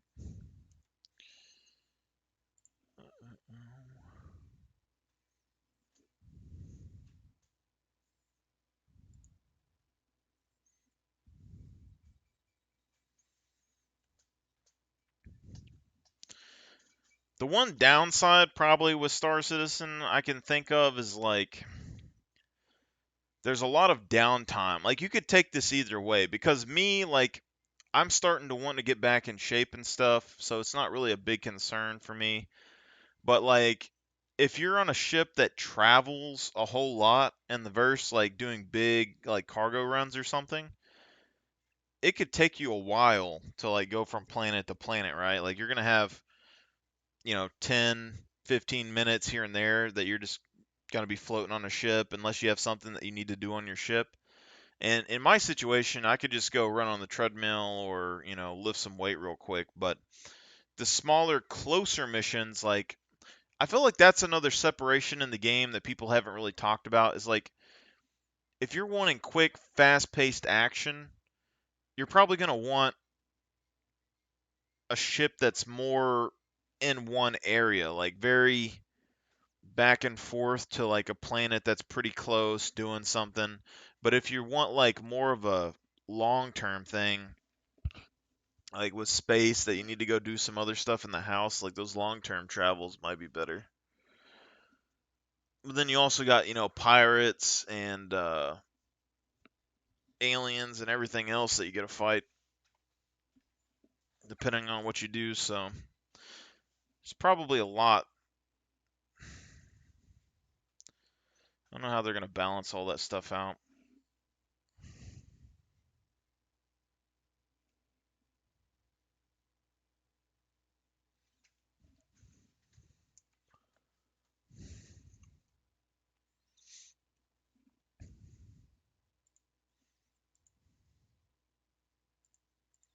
Let's try and refresh that.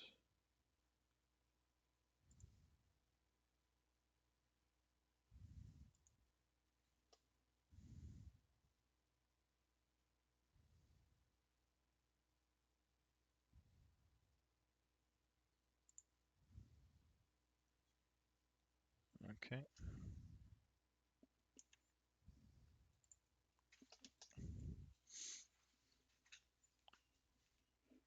But yeah, I don't know.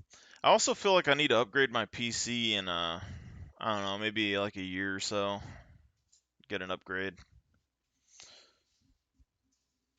Because my stuff's starting to slowly get older. But I got this gym and stuff I want to build on the side of my house first. But I think I got a good deal Black Friday. It's the only reason I really bought the gym stuff right now is because Black Friday sales. So won't be too bad. I just got to find a treadmill at some point.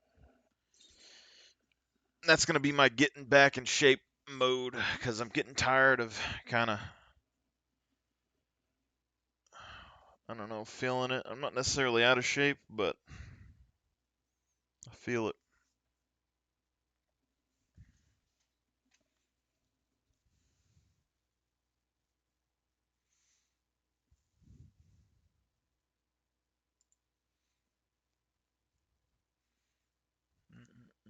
Four planets that reside here were sold by the government to four separate megacorporations: Hurston, Crusader, ArcCorp, and Microtech.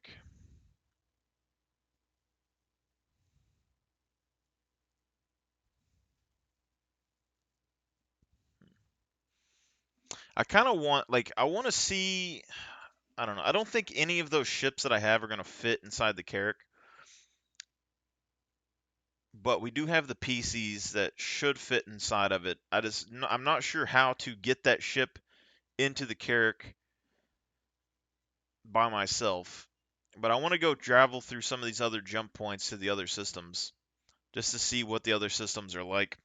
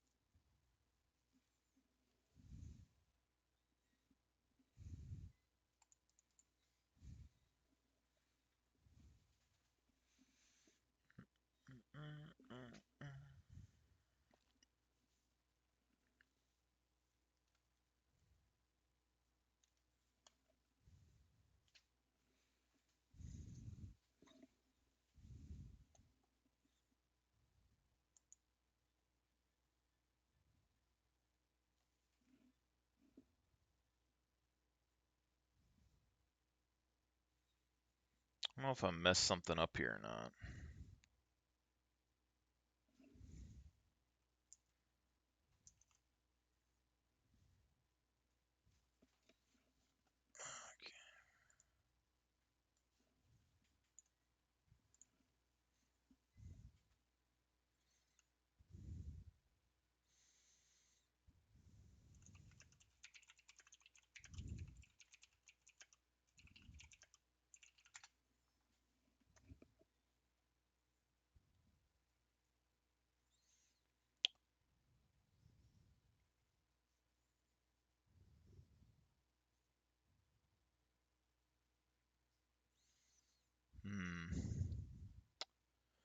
Yeah, the Banu Merchantman hasn't came out yet, but I have one that I've had for a while.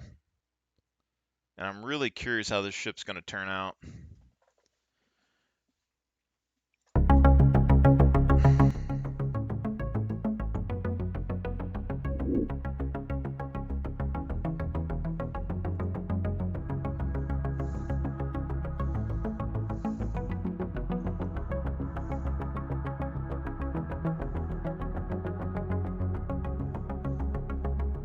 This is the biggest ship that I own.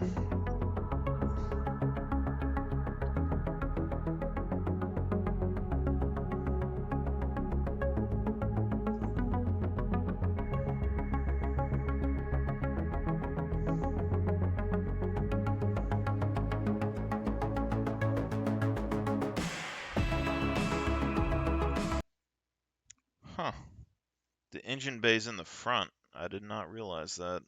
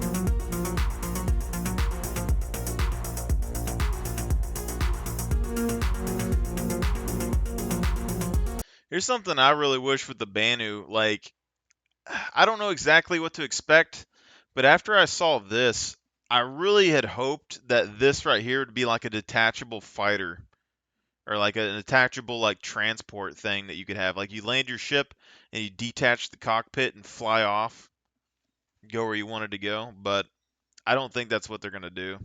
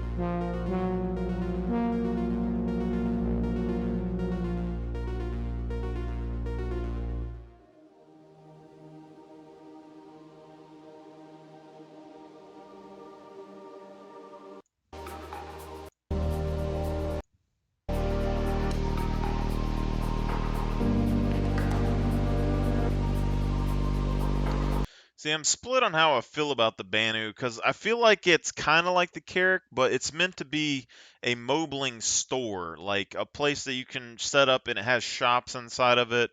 People can visit it, and they're supposed to use the best components of everything that they can find. So they have medical gels and medical beds and Gravlec technology.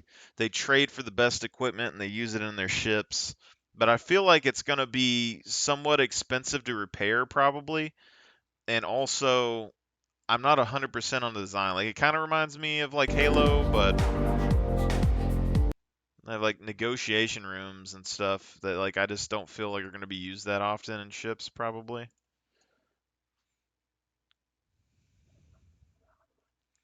That's probably the one thing that bothers me with like a decent chunk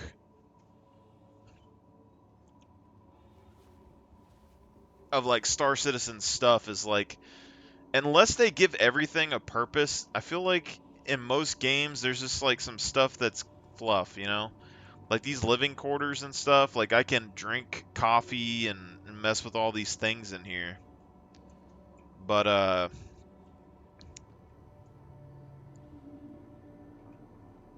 on your ship it's like how practical are some of these things, you know? Like you got pool tables and eating tables and everything else, but unless you're like role playing, that's stuff that no one hardly uses in games.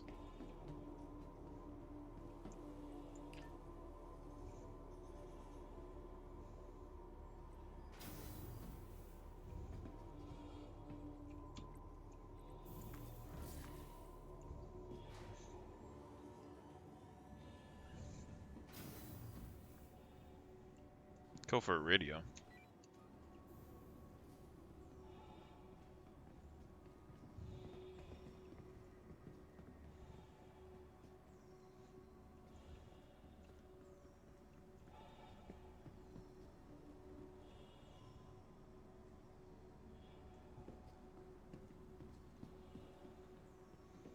The controls and stuff are something I'm not exactly used to. It's probably good that they are the way they are.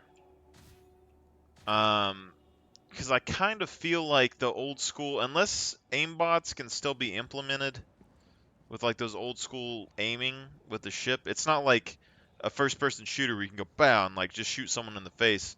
The ship has like a set turn speed, a set radius, everything else, and like when you do like this, it slowly turns the ships depending on what the ship is. But if they do figure out how to like aimbot something, that's gonna suck. But they got insurance on stuff, so.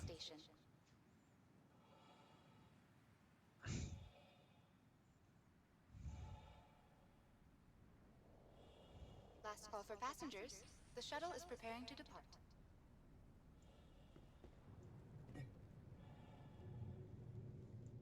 Please clear the hatch.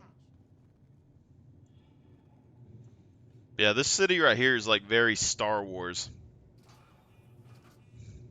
My problem is that there's a steep learning curve into this game, which is why I think Squadron 42 needs to be the tutorial mission for this game, because there's a bunch of cities, like I went to ArcCorp the other day, but I couldn't figure out how to land at ArcCorp, and then I ended up getting in trouble because I was in like a forbidden airspace. I couldn't find anywhere to land my ship or how to like contact them. Like I tried to put them on comms, I just couldn't figure it out.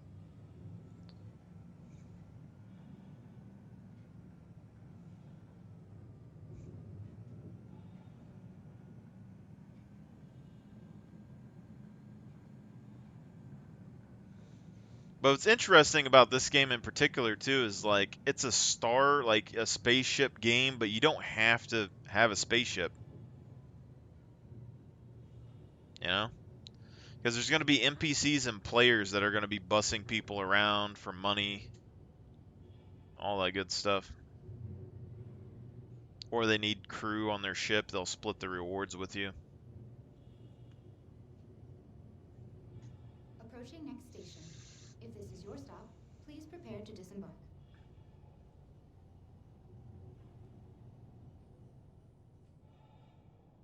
Last call for passengers. The shuttle is preparing to depart.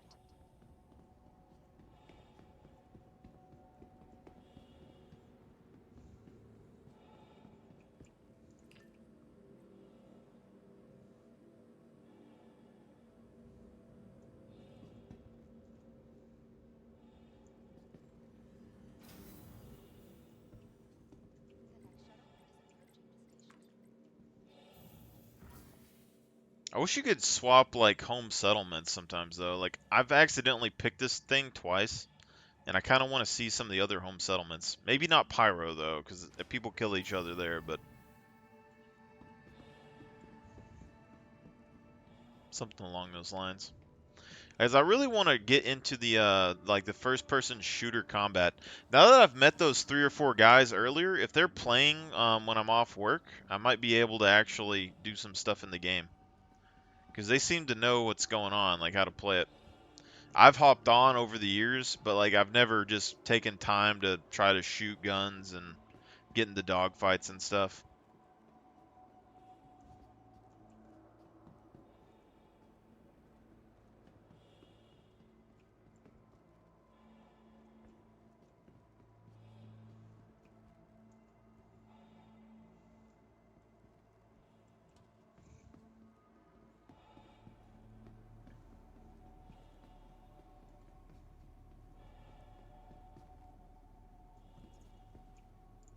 Welcome to the ASOP Vehicle Retrieval System.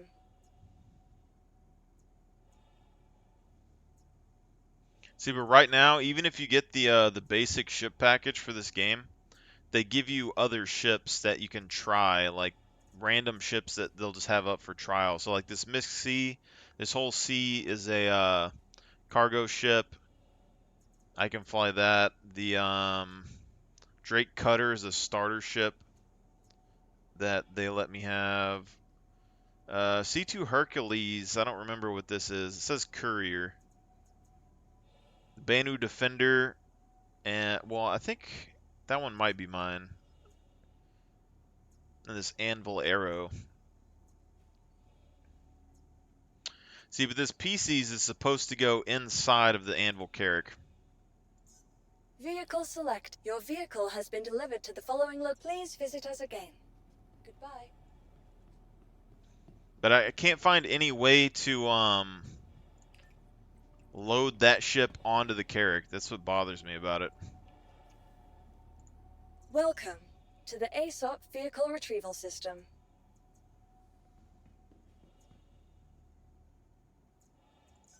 Please visit us again.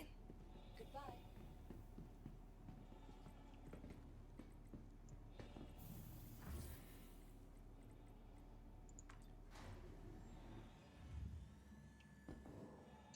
You got mics, man?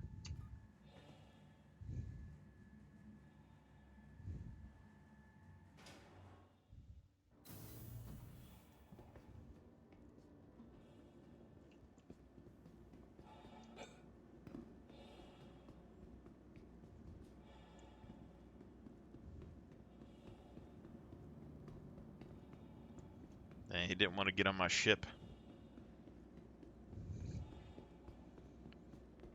Yeah, I don't know if the reclaimer's bigger than the carrack. I don't know, but I don't exactly like how the carrack looks after buying it, and I wish that I had gotten like the Banu and the carrack with war bond insurance back in the day, but it's okay. Like, I understand that, like, I don't like this glass window and stuff in the front of the carrack, if we're gonna be honest, and like it it looks odd to me for the most part. But when you're flying the ship, this glass window is very nice because you can see all over. And if you're not flying the ship, you can stand on this and you can see everywhere, like literally underneath you and everything else. So the reason this glass part actually evolved was because of the constellations. They had a similar window, and people were complaining about the vision. So they slowly kept pushing the window farther, farther, and then turning it transparent. So they did the same thing with the carrack.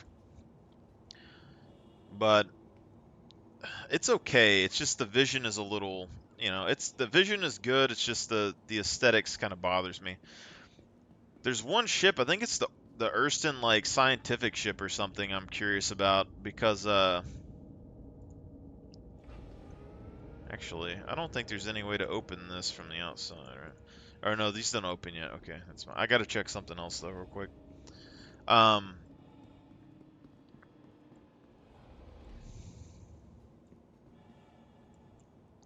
Like, this isn't a bad ship, but the Orston or whatever, it's like a giant scientific vessel, and it's like one of the only ships that has a part of the ship that like detaches from the main ship piece, and that's something that I really like. Like, I want more ships that have a detachable like cockpit and stuff, you know. But this thing, I feel like this thing here is meant for like military operations. Like, it is a military ship, but without having anyone land on top of this thing, the only real way that somebody can invade this thing is through the loading dock here, up this ramp. And so they have like this little thing here that raises up. I'm not exactly sure why, but I think it's also cover. So you can like shoot with cover behind you and defend this loading ramp. I feel like that's what it's really for. But if someone gets up here and gets into this area, like, they have access to this maintenance shaft, and here you could potentially try and shut off the elevator. But what I'm curious about is this right here. So each of these cargo pods are supposed to be modular, right? So you can change them and do what you want with them and anything else. But what people haven't been talking about, and this is what I've been saying, is that I think because these cargo bays are supposed to be able to lower and open up right here where these doors are. It lowers down and these doors open up. So I don't know about on this side or not how you'd want to do this. if you could fit an Ursa or whatever here. But if you could fit at least a vehicle on one side of here, and the other side use it for storage, you could have like squads of people and use this as a drop ship. And then so basically you'd load them up here, and then you'd push the button to open these cargo bays on the ground, and all your troops would come out here. And then if someone was trying to attack your ship and get on it while this was happening, there's no way for them to get on your ship, because they would literally run up into these cargo bays and they would be on the ground way below this, and then there would be nothing up here for them to do. Like this elevator here doesn't even reach that far. So after you drop your troops and the vehicle carrier and stuff off, even if they tried to come down here, you could literally just set in here and shoot them down in the cargo bay. And then when that thing's lowered, even then, you could be sitting on here and lower yourself down so you can shoot both directions. You know, not the safest play. But I think that the carrack is actually very good for, like, defense purposes. Like, you're going to be able to land on the ground, and nobody's going to be able to get on the ship unless they get on the roof, really. And there's 3 of these, so you get 3 different bays that you can use, which means potentially 3 to 6 vehicles, or 3 vehicles and like a bunch of extra cargo space. Or if you have a very big group of people, you could fuel all that. You'll see like this too. They say that this ship is made for like 6 crew members, but I think that's 6 crew members and then plus whatever else you want to do, because this right here, there's 6 suit racks, right? But there's also like 3 to 6 of these on each of the airlocks. You got your crew quarters, they got suit racks. There's a lot of places that have suit racks and stuff in the game. And then also your crew quarters and everything else has weapon racks all over the place. So if there is 6 people here, they're expecting you to respawn on this ship a lot. Oh, we don't have power on, so we can't use this elevator.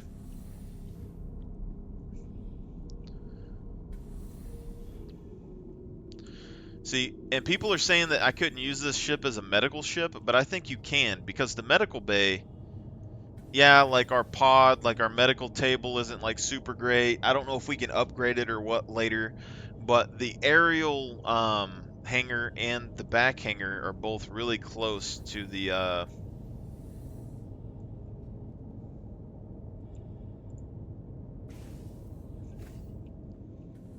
yeah. They're both really close to the medical bay. So like this right here, I didn't even realize this was here. Oh, this is an elevator. Okay. This right here, I have no idea. Docking collar. There should be 2 of these though. So, but there's airlocks, unless this is a 3rd one. Both of the airlocks were in the wings.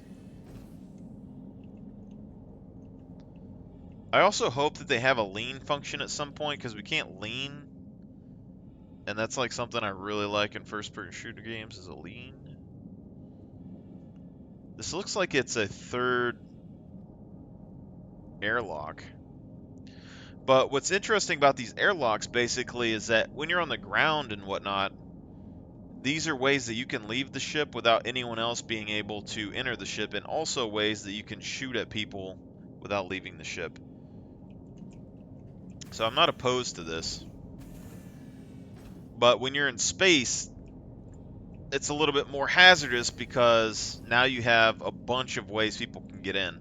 If someone manages to disable this ship in space, it's kind of vulnerable, I think. Because you're going to have this airlock, plus 2 airlocks up top, plus the doors on top of the structure, plus the hangar on top of the structure, you know.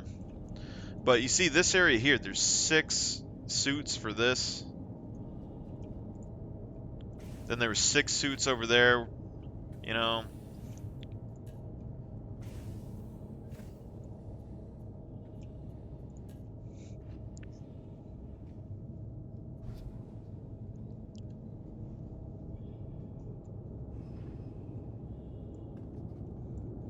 But you see, just that one elevator, so you go into the bottom loading dock, you get the injured person up on the elevator, boom, elevator, you're straight in medical.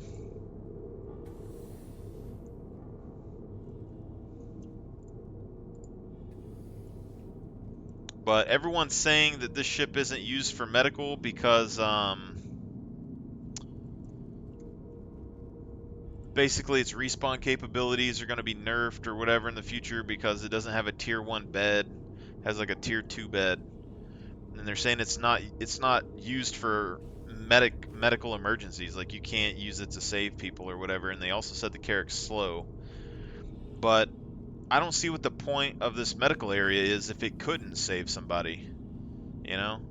Like tier 1 beds can save people from like the brink of death, but like this place should be able to help your crew. And then if you put like a rescue PCs up in the hangar up top, you can get like a tier 3 bed or something there. If you get the rescue Ursas, they might have beds in them, I don't know. But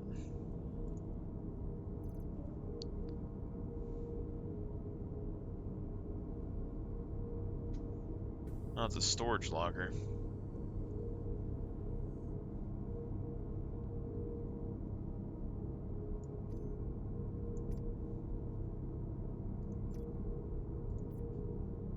Interesting.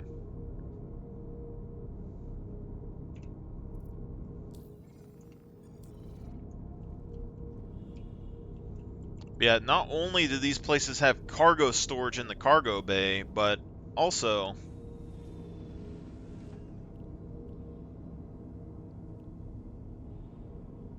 uh, digital medical assistant.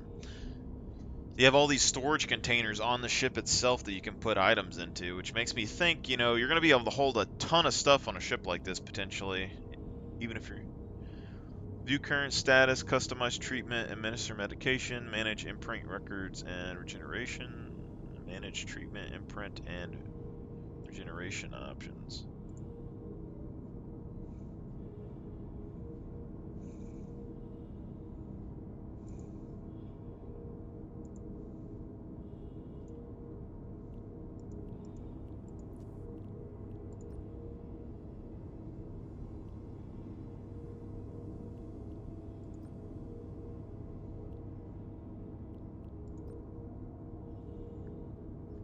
So like with this, I can respawn at the carrack instead of the other place, which is big for people that come and they're doing missions and stuff, and the carrack's supposed to be able to stay out in space for long periods of time.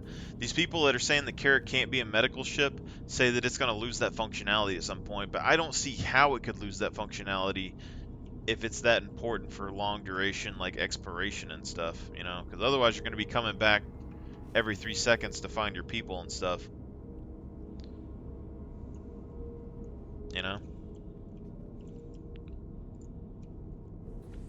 And I get it's not like a tier 1 bed, like it's not anything crazy that you can do yourself, but I mean, you're going to have doctors, and I would assume that doctors can heal people better than those beds can, you know, and you got 2 beds here and that. How many people do you have to save when you're going to do medical stuff, you know?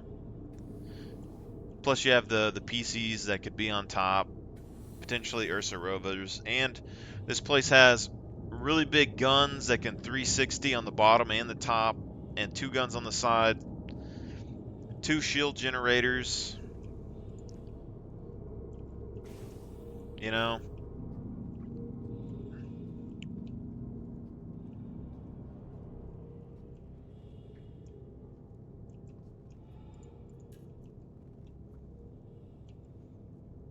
This one might not work with the power on it off either. Something I don't really understand exactly how the power thing works. It seems like some of the stuff just runs off of power naturally, and then the other stuff doesn't really work that way. I think this is the showers over here. But I'm just looking at the defensibility of the ship. Oh, this is the crew quarters.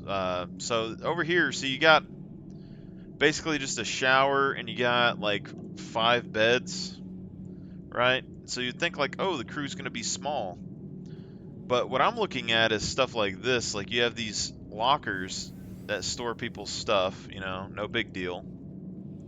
There's 5 of those. Then you got, I guess, personal storage, maybe in the beds or whatnot. But there's gun racks.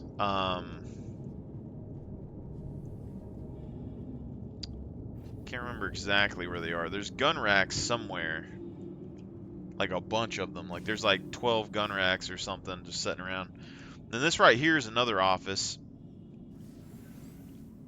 So this would be like the captain's quarters and whatnot.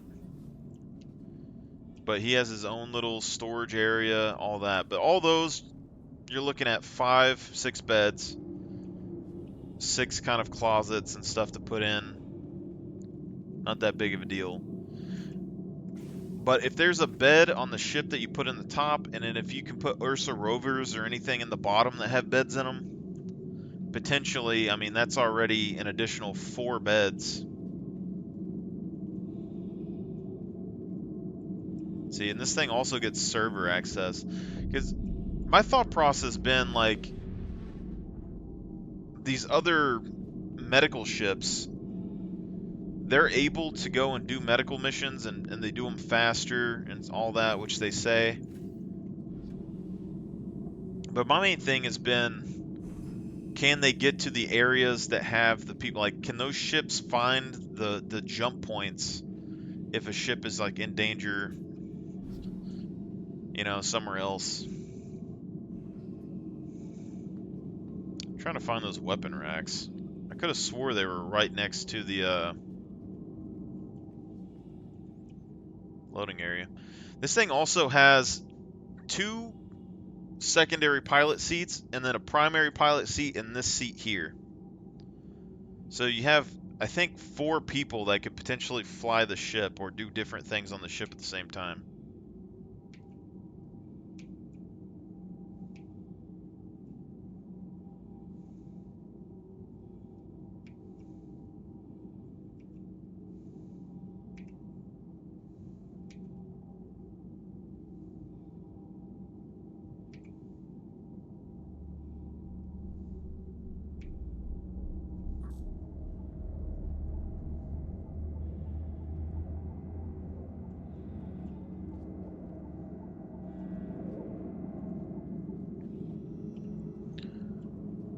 See, it comes with like 6 escape pods here, but there's also escape pods in other places around the ship. And then it has this small repair room, right? And this repair room and all like the medical repair things are right here. And there's a drone room that's supposed to be for like finding jump points and scouting things and stuff. But the medical ships, they have medical drones that are capable of being deployed and then delivering the people back to their the medical areas for them. So my question becomes like, will it ever be possible to swap these scouting drone things out with medical drones? And other people say that the other ships, they have slots that the medical drones go in and out of to bring the bodies in and out. But I'm thinking those medical drones could easily drop right here in the air hangar.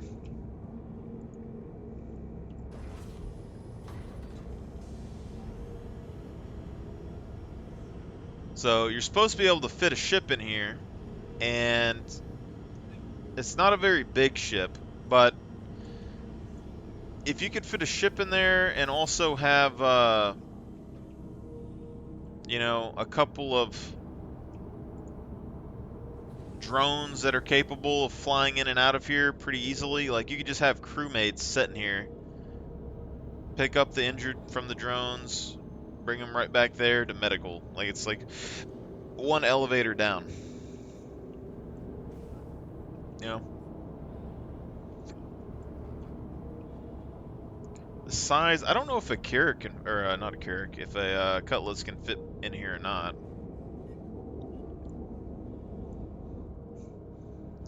But see, here's another thing with this ship though, is like everything is kind of defensible in its own way. It's kind of weird because like right here there's a turret, and you have this airlock open, you have people that could come from that room, like they can see down in here, or and they can come out those doors and like shoot down in this gap, or they can sit on top of this and shoot people on the roof. Like it's a bunch of like different areas that you can leave or enter the ship with, depending. And like these things here are only for turrets, right? It's just turrets. But there's so much hallway space that, like, if they ever let you, like, put anything in the ship, like extra weapon lockers or anything, you could easily fill all that up. But this whole area is basically turrets and engineering.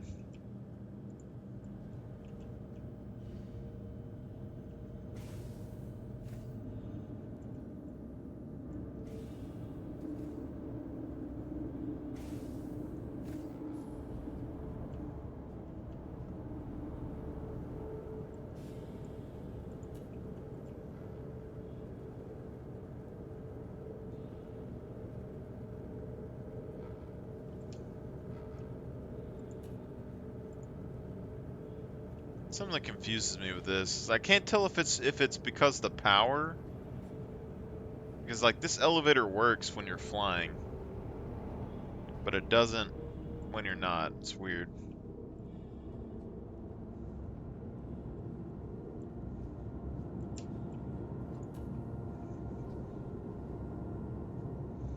Because I think it's that elevator back there that can bring you up to the top deck. There's another deck up there, but there's only one elevator that goes there.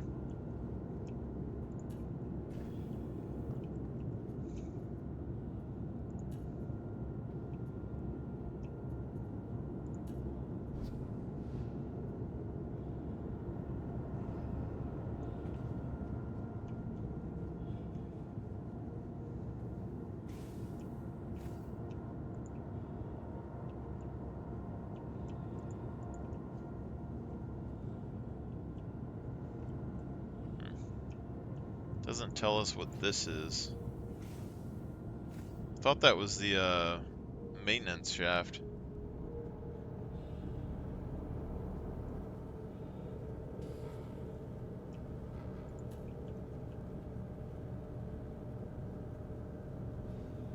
It's this elevator right here that we need working, and it's not.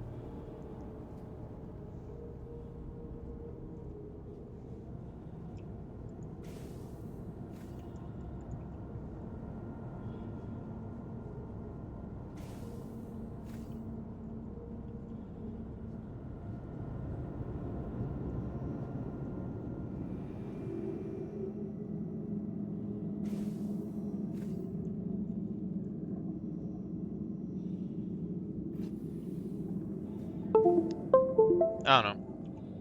A bunch of different random stuff like that. But essentially, it's like right next to the cargo bay somewhere, there's a place that has like 12 weapon storage areas.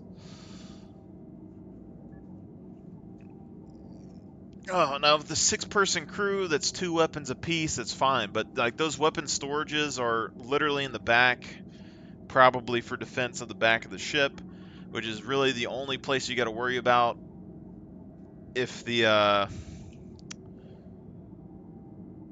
the power's off. That would explain why the thing didn't work. Anvil Aerospace. All systems online. Engines online. So engines and power are separate.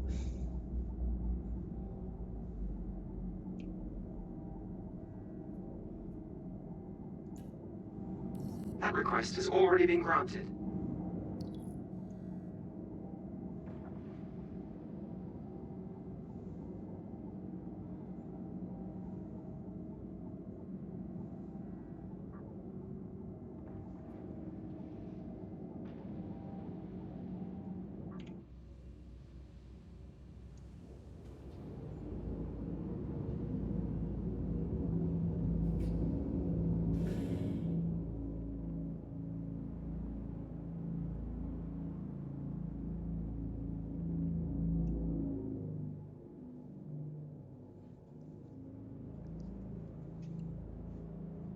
See,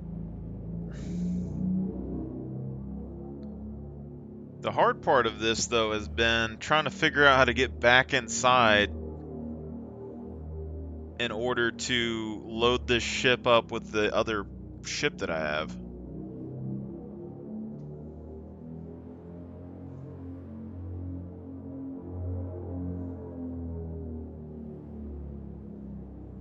Any case, let's do, oh crap.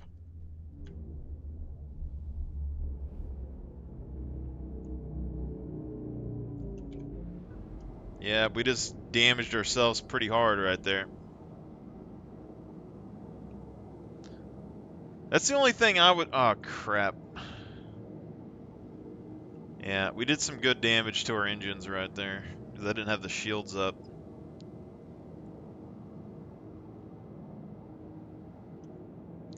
The only problem I have with piloting with this game is that I have a habit of clicking buttons on my keyboard. And it only takes one button push to turn your engines off or do anything else like that, which sucks. Like, it's good for an emergency, but like, I do it way too much because I is also inventory. So I need to do F1 to get a mission.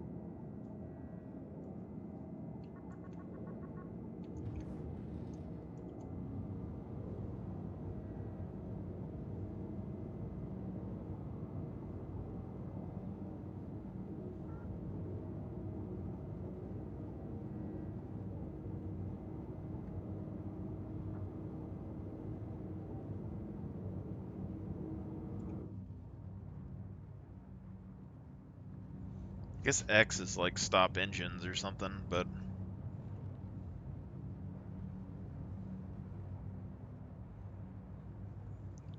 doing a big ship like this just for like a delivery mission probably isn't wise. Like, so that Sulian that I have is better suited for the cargo missions. Like, and even then, I gotta think like the Sulian, it's 3,000 for each of these cargo missions. The Sulian could easily do,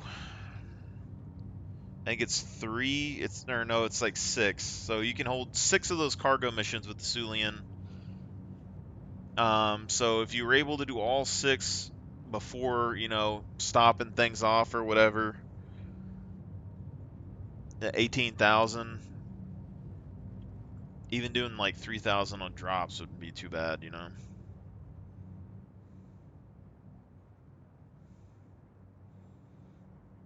But piloting is definitely a skill in this game, especially with the big ships.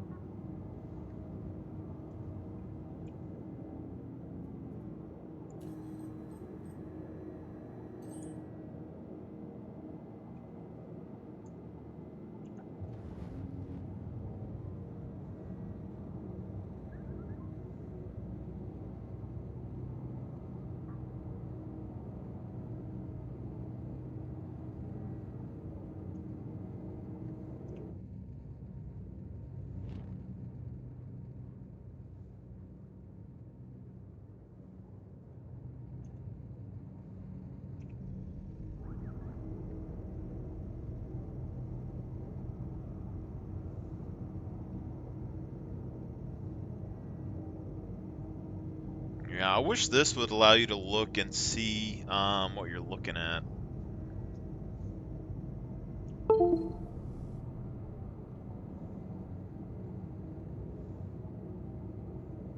believe we already made.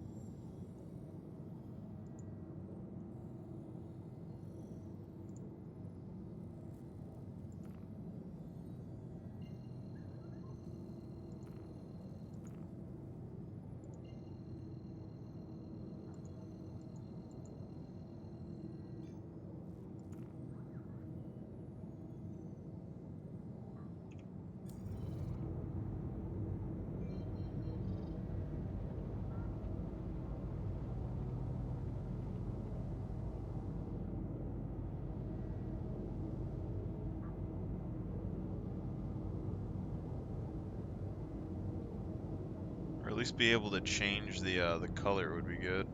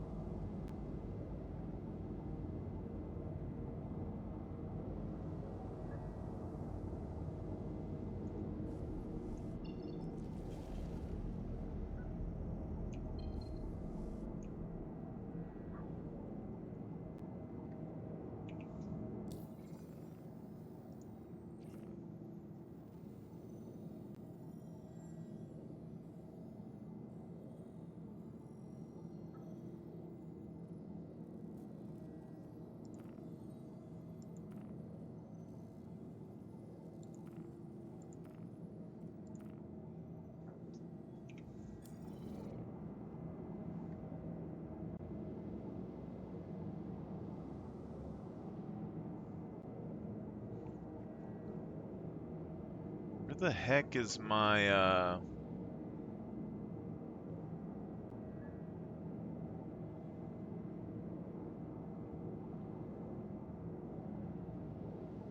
like we've lost like all visuals of everything I was looking for. Right there.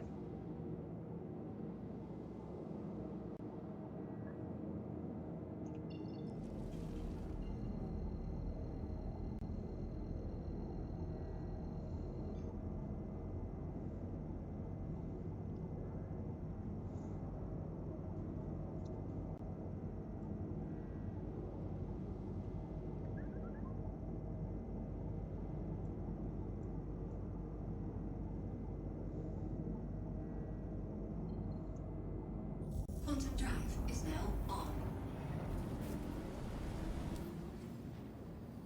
Quantum drive is now off.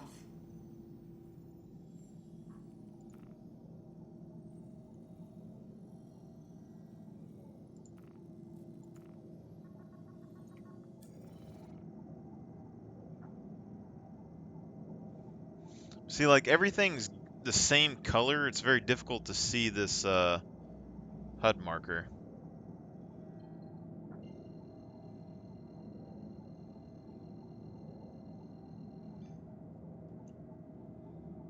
Quantum drive is now on.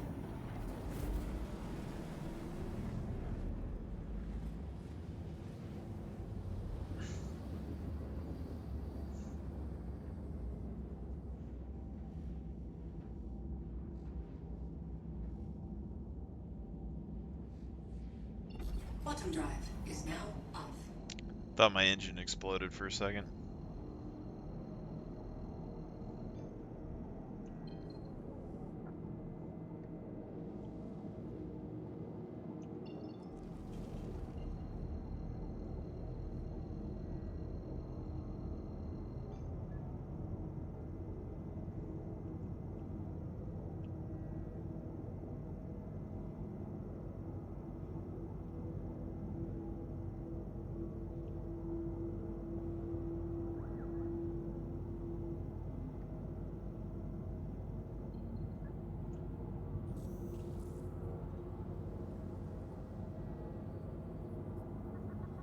Quantum drive is now on.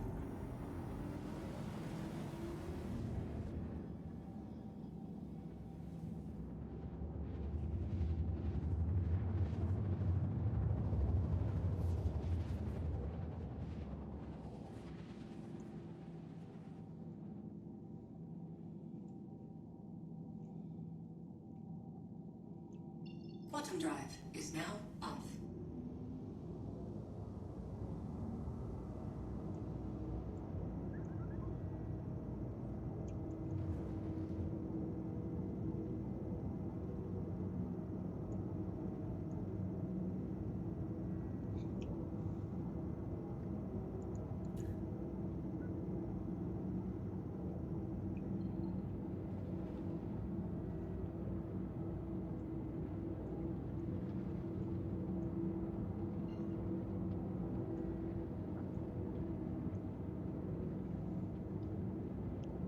Yeah, I wish I could change the HUD color. There might be an option. Everything's just like a little bit too hard to see for me.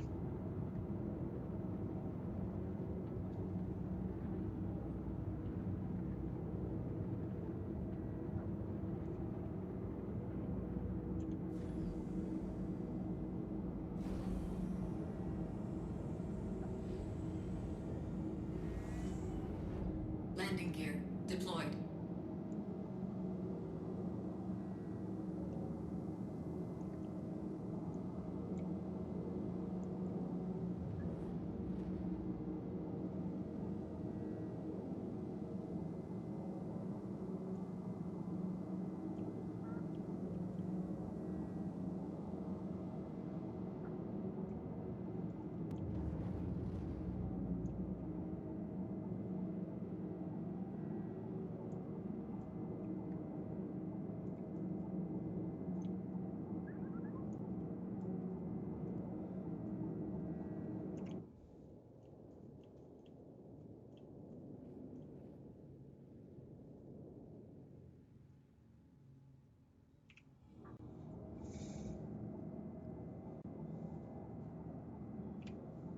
Engines offline.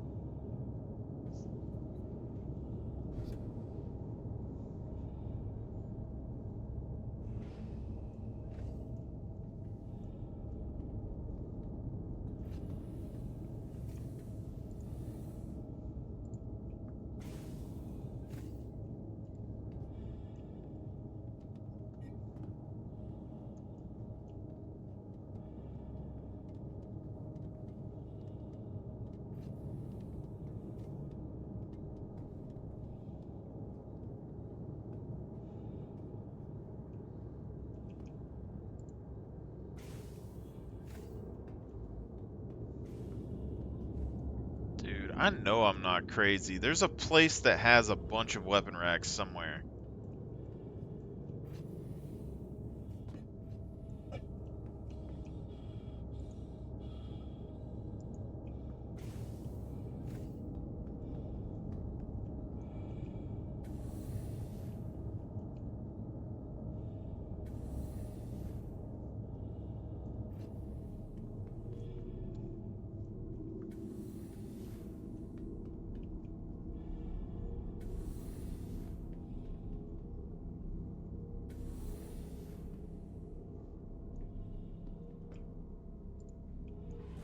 Yeah, right there. Both sides right here. See, and all that's back here is a turret. But it makes me seem like there should be a cargo, like a bunker or something back here. But look at that. So it's supposed to be a 6-person crew. You have 8 gun racks here that can each hold 4 weapons. And potentially more. Right? So that's like 4 guns per crew member. But this is the only place on the ship right here that has gun racks like this. Everything else in the crew quarters and everything else is completely, you know, by itself fine. And then you have this one elevator that goes here. And this is the only elevator that can go to every single deck.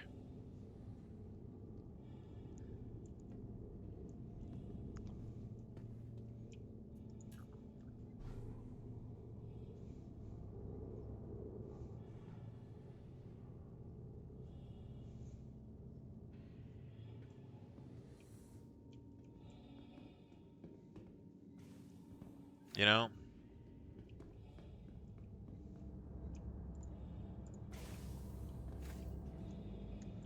And you have this zone right here.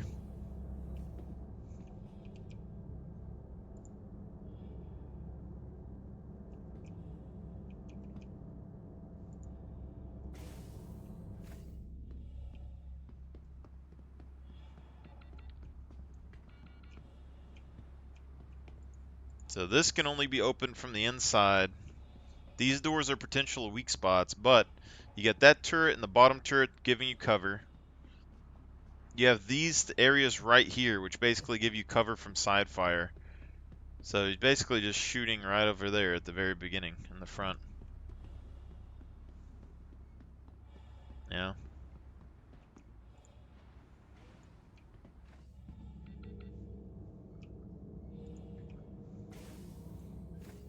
This right here seems like almost like a security area, you know? But look, you got even more suit racks right here. You got suit racks everywhere you go. So even if you were like just a crew of 6, if you kill a bunch of people and take their spacesuits and stuff, you can store them. You can store all those spacesuits right here in these racks. It's crazy.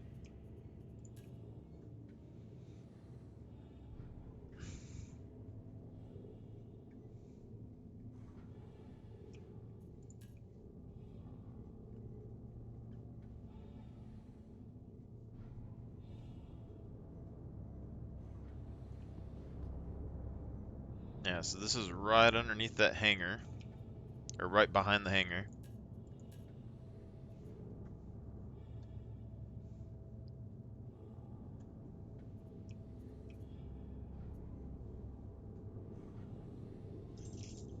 Then this is right behind the medical bay, I think. Yeah.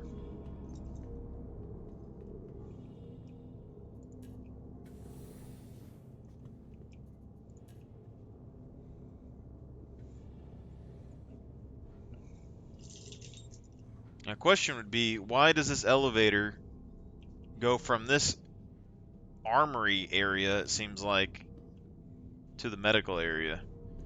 And that's the only assumption I can make, is that it's here because this is where your crew is going to go to defend the hangar up here. If anyone comes up the ramp, that's where you're going to go. Or this is where you're going to go if you're going to get ready to come down here and drop.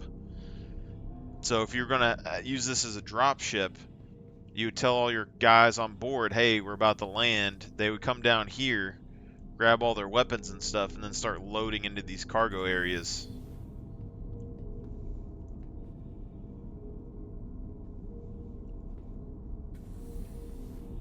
The only real thing I can think of. Because these cargo areas are the safest way to exit the ship.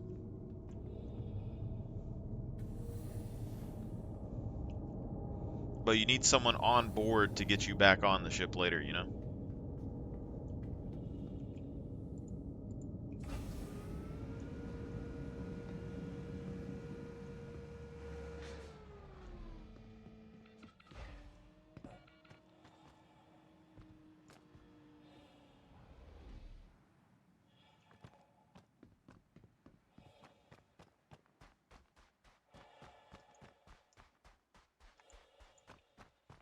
Yeah, temperature gauges and stuff. I don't really know what any of that means.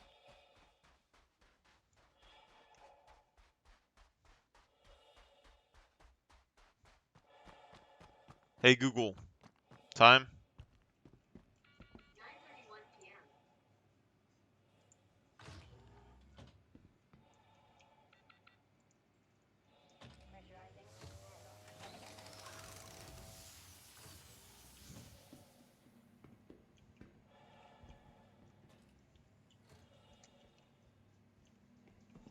See, like, this is like a medical bed right here.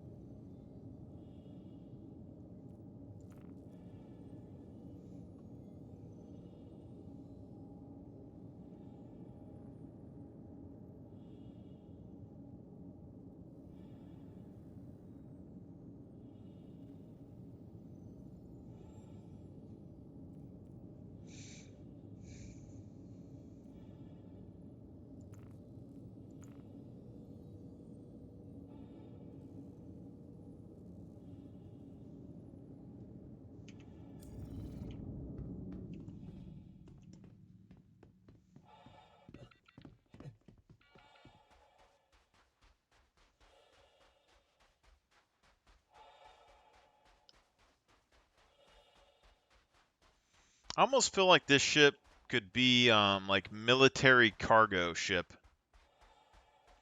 You know, like when you want something delivered while having like a military presence on board, you know? A little bit higher security.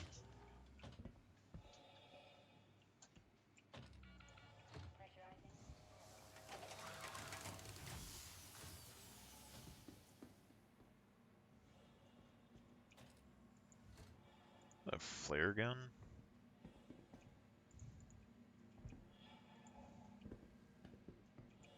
Yeah, all these are placeholders for now.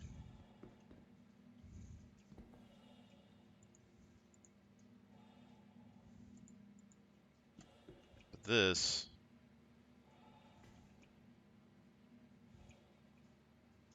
I kind of like how simple it is, but then part of me kind of just wants to steal stuff.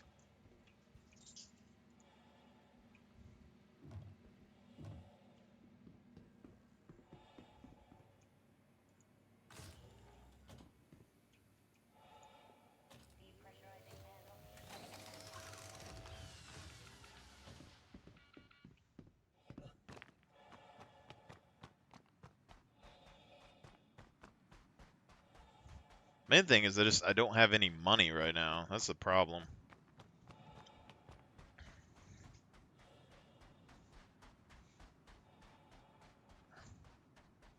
I need to find a place that I can call up that Cutlass Black. The Cutlass Black or the Sulian would be better for both of these, basically.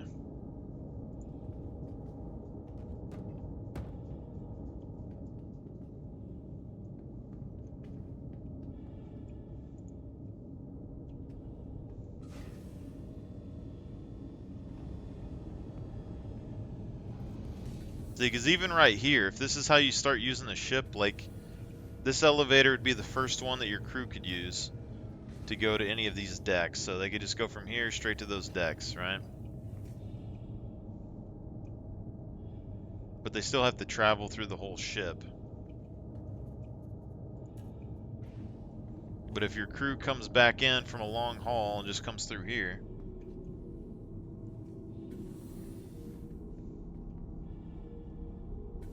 or if they come into here and load up on here, then they get to come back here and stash all their weapons.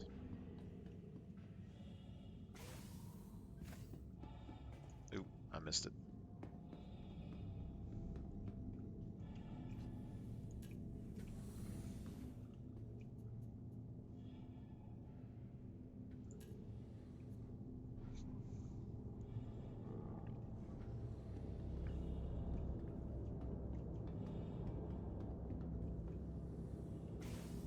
I get turned around on this ship. Everything's always flip-flop because the ramp is in the front instead of the back. It throws me off.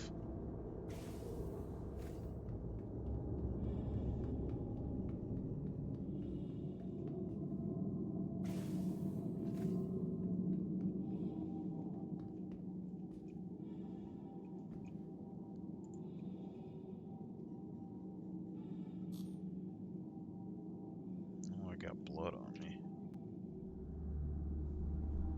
Landing complete.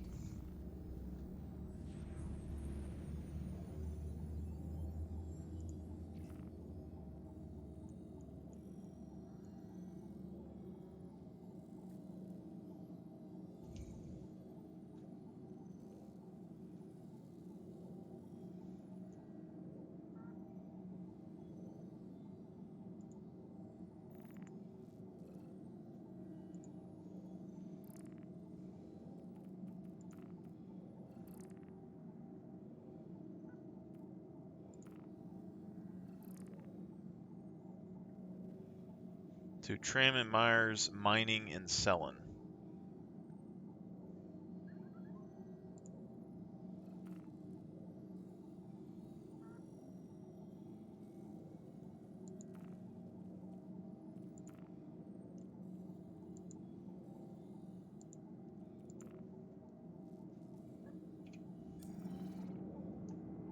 Takeoff complete.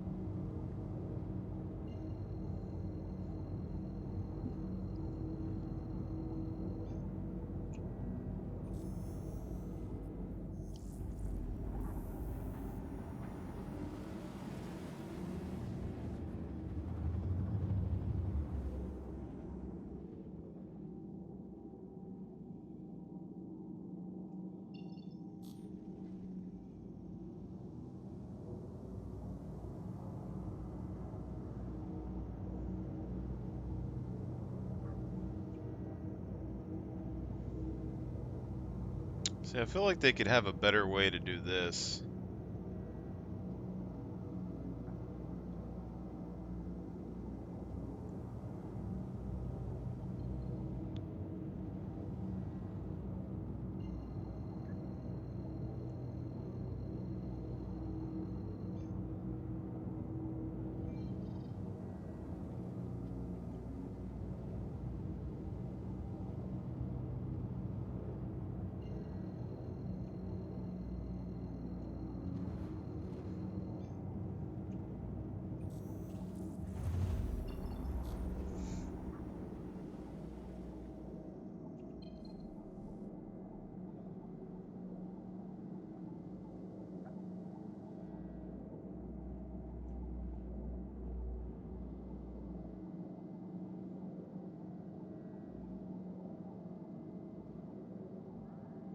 I don't even know what that other thing is. Maybe it's the thing in the cargo bay?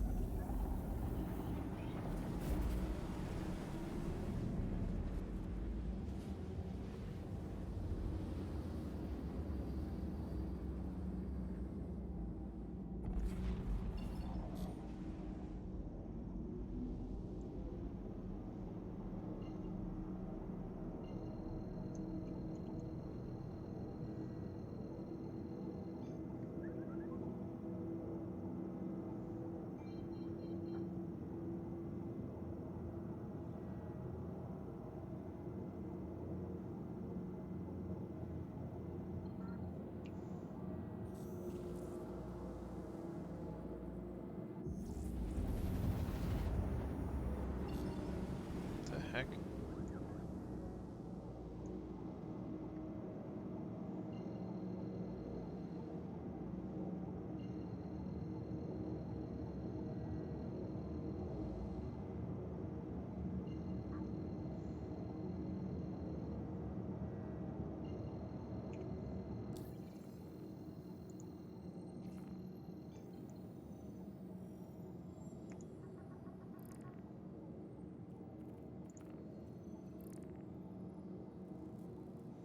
Tram and Myers Mining.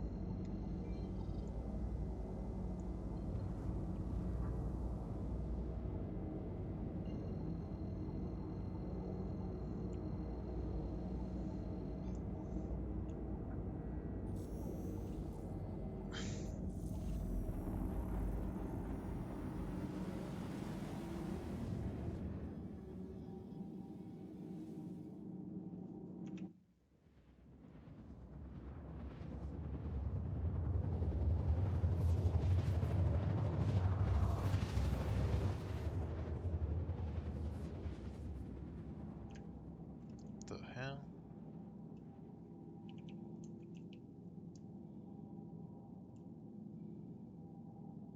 Oh, it's the Cloud City.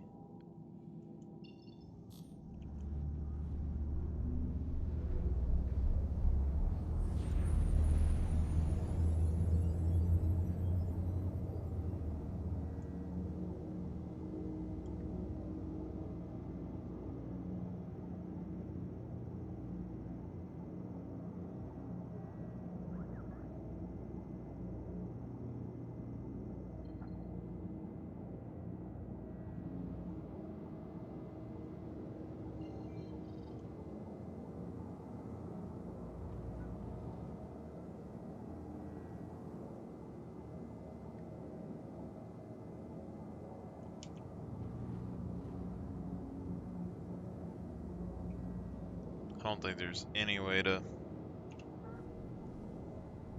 The one on the right doesn't do anything.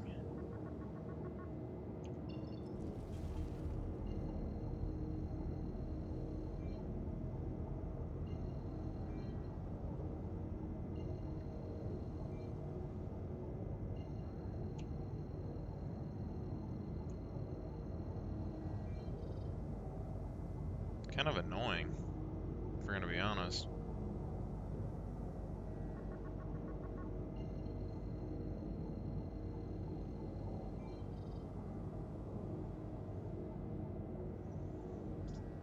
Because all these things are super far away, I think.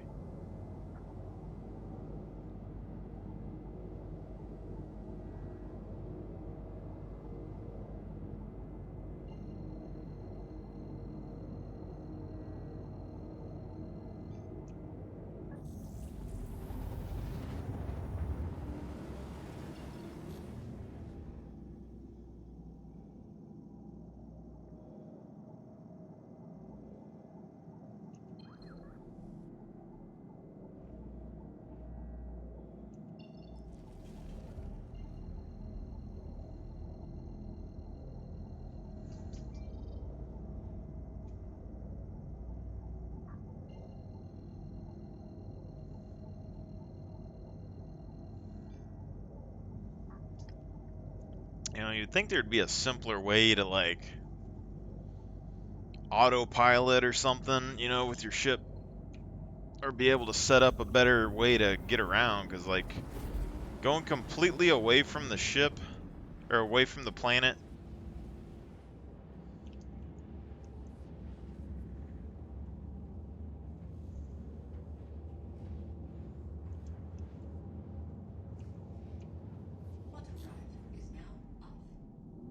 okay, I can turn it off mid-quantum drive. That's nice.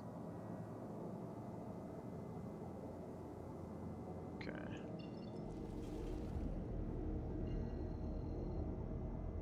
How am I supposed to get there is the question. So we need to shoot the quantum drive in this direction and then turn it off right before we get there, I guess.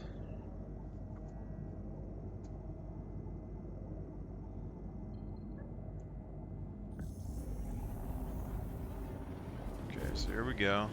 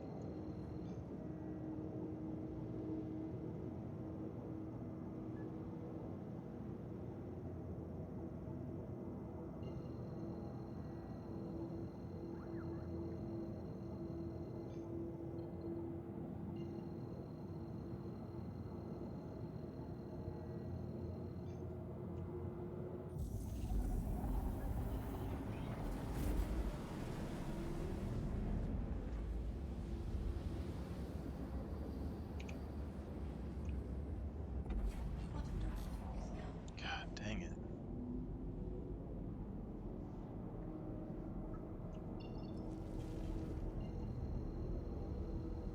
See, like, why did I have to travel, you know, 15 planets away to get to where I can get to this, is my question. Like, there needs to be, I mean, I guess after a while, maybe you get used to it, you figure out what you're supposed to find, and you click on it. But, geez, man.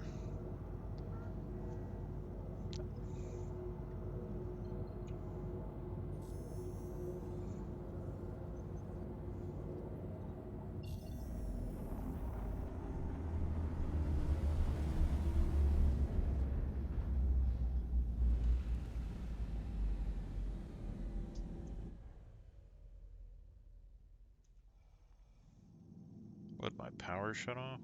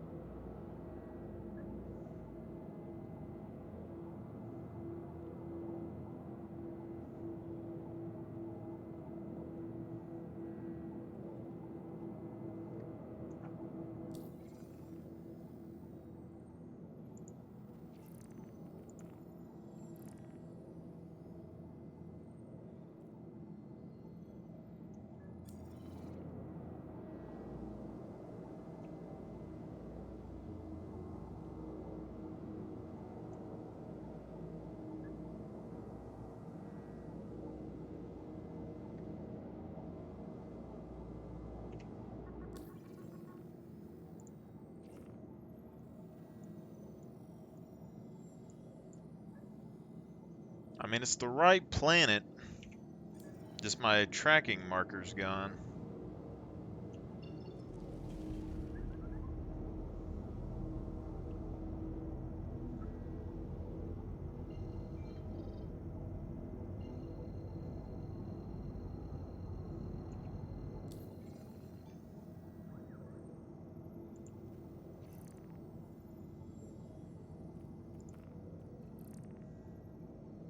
Tram and Myers Mining.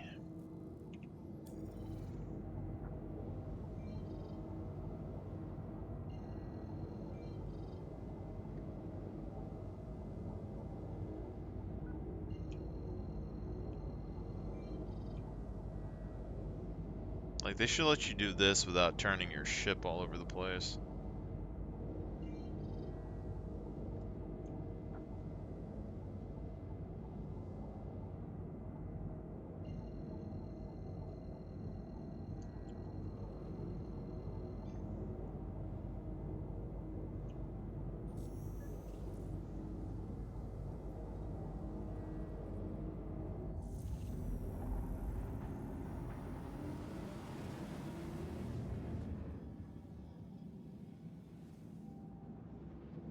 Now we can go around the planet.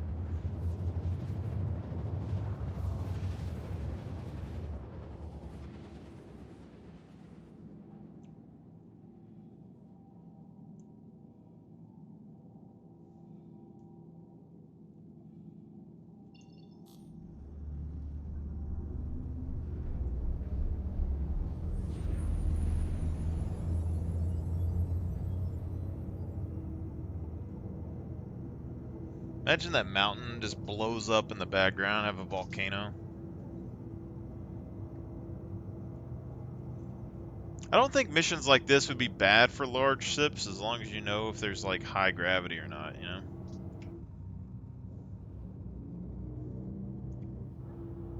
Crap, I forgot to push Z.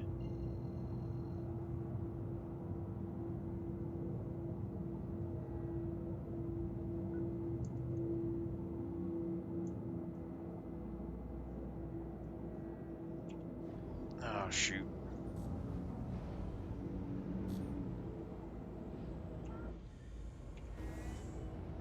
Landing gear deployed.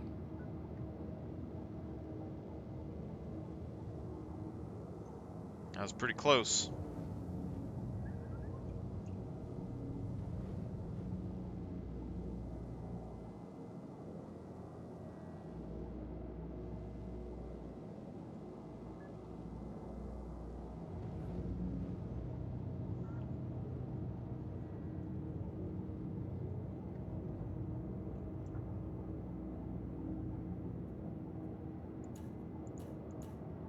Yeah, I don't know why I can't change that either.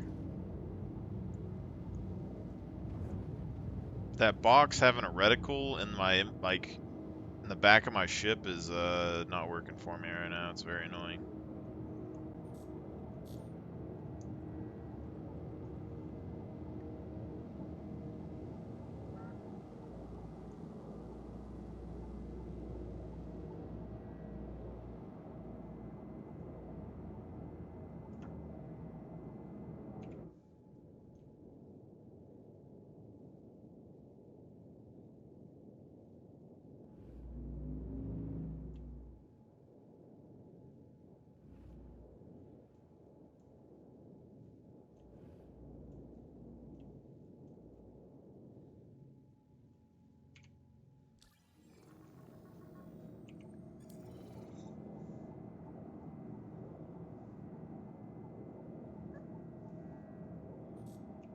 Takeoff complete.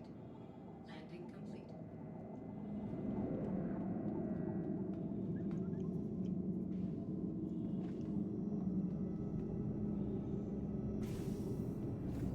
Kind of annoying that that thing doesn't go down to the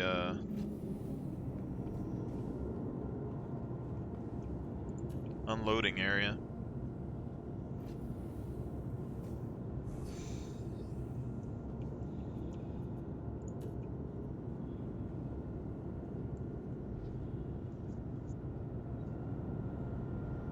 I kind of wish that I could deactivate this elevator and only use the back elevator. Because that, being able to go directly up to the top is kind of a problem. Let me look at that for a second.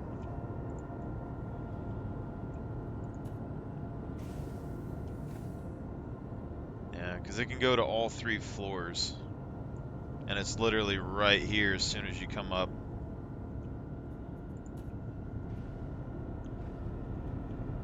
So you don't want anyone coming through this place, for sure.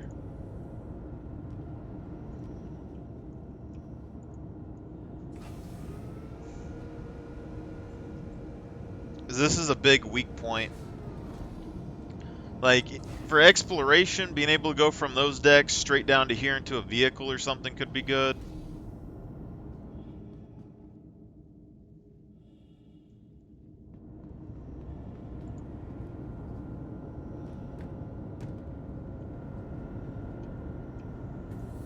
Should have turned off the engines, I guess.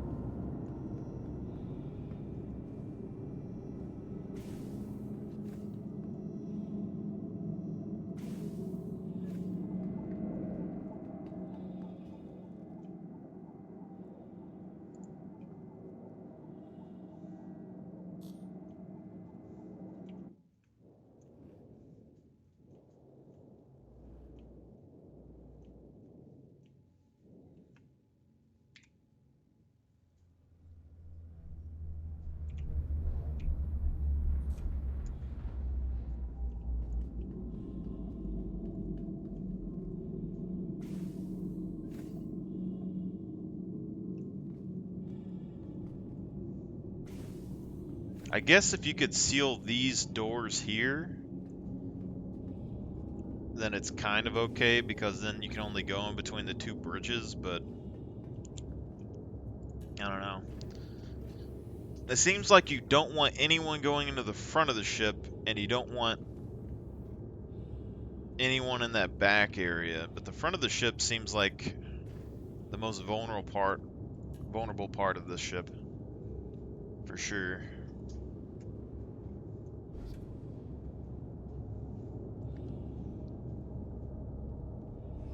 Because if they have to go through the back, I mean, there's no way up on the loading ramps here.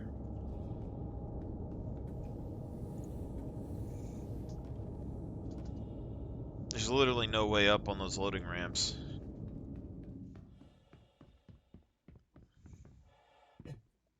And at least the back one is kind of protected, you know?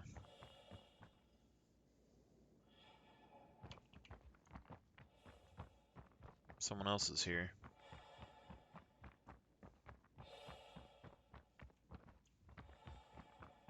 That's kind of a problem.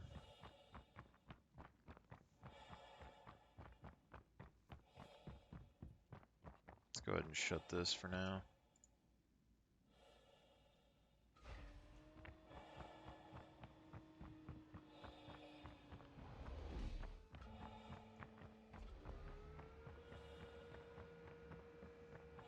That's a Starliner or whatever that thing is.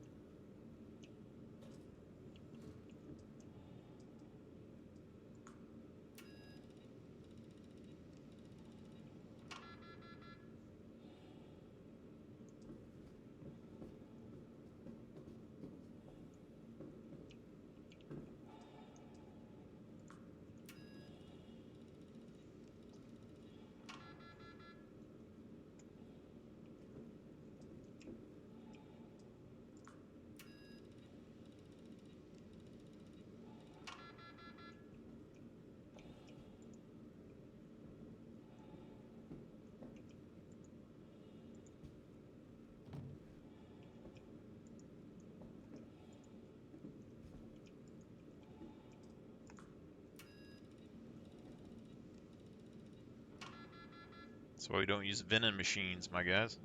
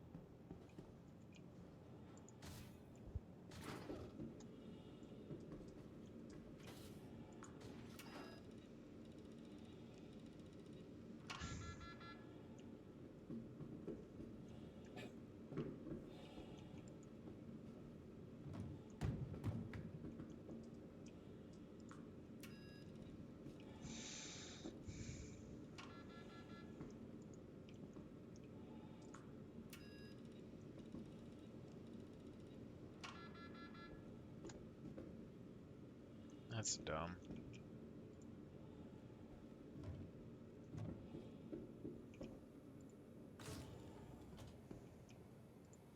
Guess we're gonna have to rob the place.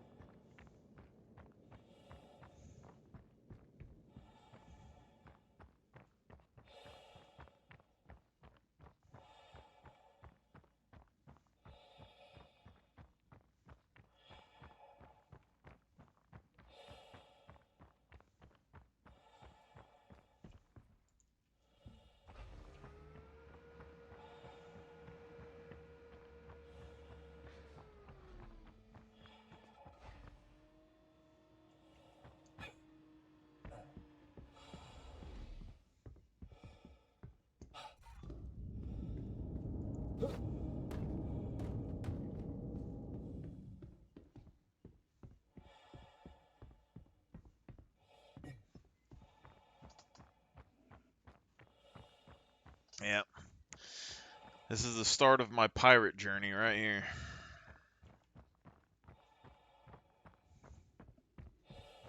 Let's drop off, secure the area with tanks, load everything up on the old ship.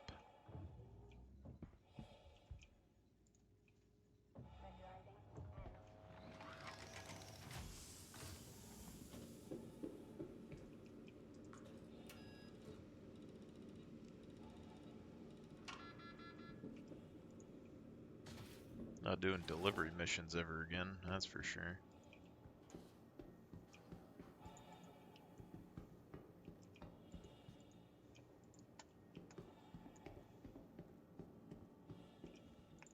So that one guy, he's gonna do stuff with the reclaimer and that makes a bunch of money. You know?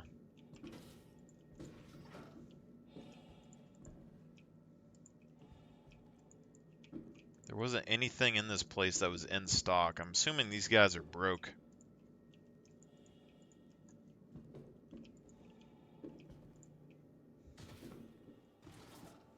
'Cause there ain't nothing in this right here.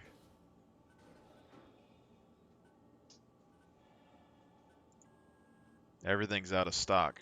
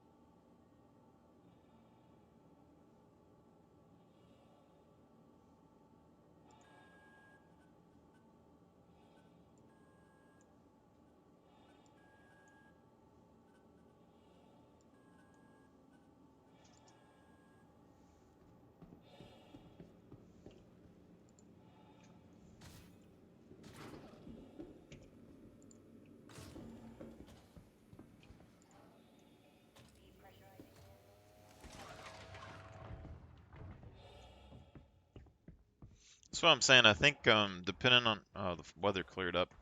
Depending on, or maybe that was debris from the ship taking off.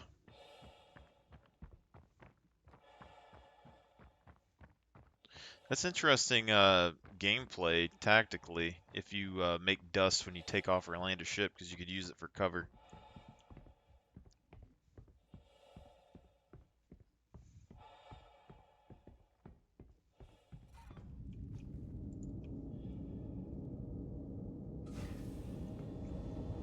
Yeah, but I need a smaller ship for this stuff, I guess.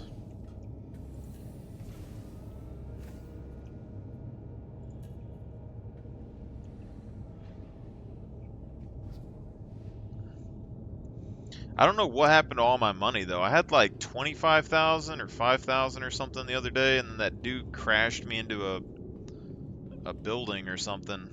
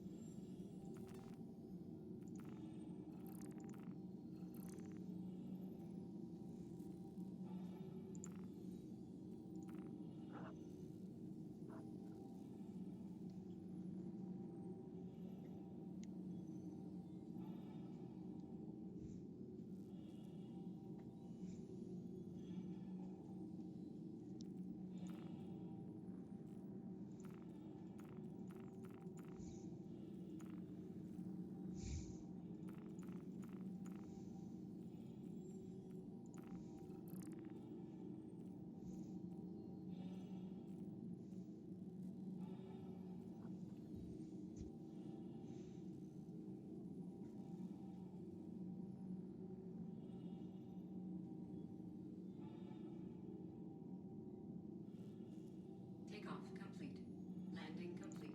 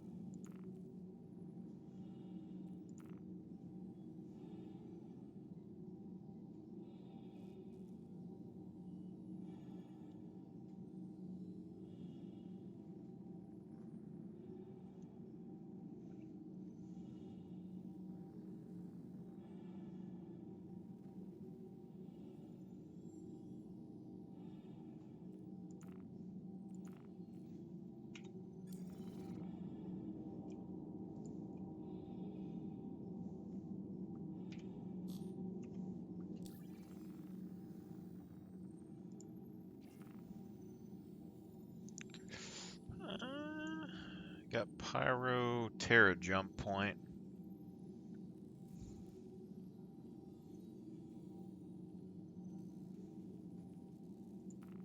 Guess I'll go to Hurston maybe. Or maybe we just go to Crusader. Or no, Crusader's where I've been at, I think. ArcCorp is where I couldn't figure out how to land the other day. Where's the other one? Microtech. Go to Microtech.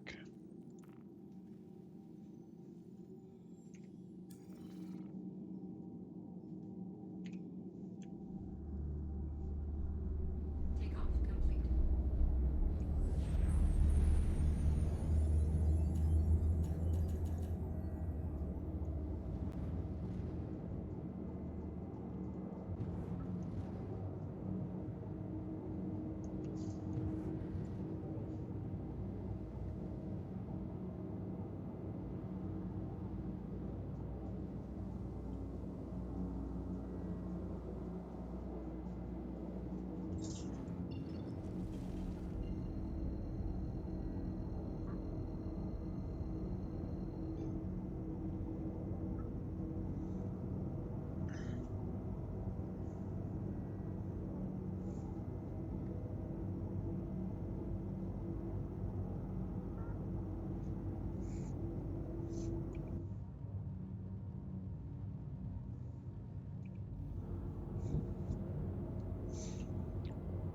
Yeah, I think what I should do is get my fighter type ships. I need to learn to dogfight and first person shoot. So maybe that's what I need to focus on in this game right now. And then I can figure out how to do delivery missions and all that stuff a little bit later. I mean, the delivery mission doesn't seem like it'd be too bad.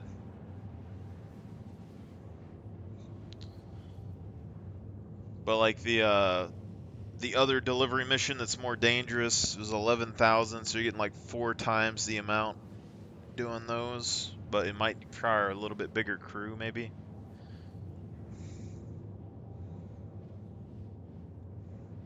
But I want to try and get to this place and see if I can stick that Cutlass Black inside of this hangar. I don't think the Sulian's gonna fit.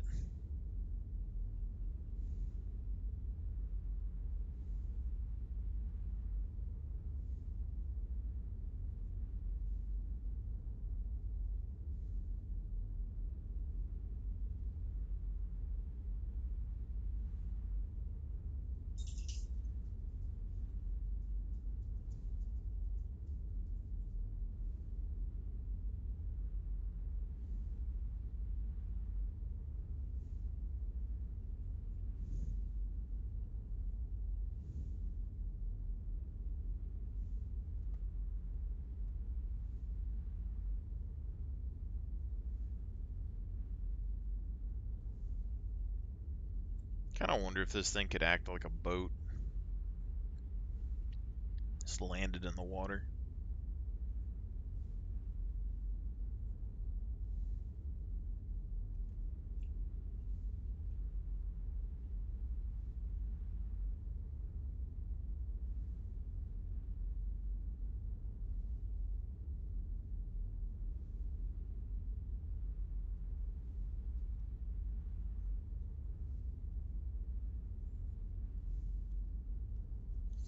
I see why people would use flying sticks instead of a mouse for this game, though, because with a flying stick, you know that when you let go, it's going to go back to center.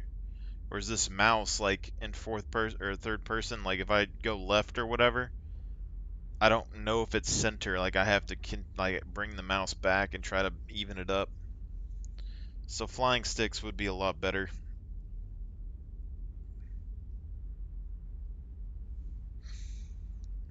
If I was able to like get a arm or something for my computer screen where I could move it across my computer desk, I could put some piloting sticks like right here next to me and then just transition, or I guess I could just slide my keyboard over, but that'd be more annoying.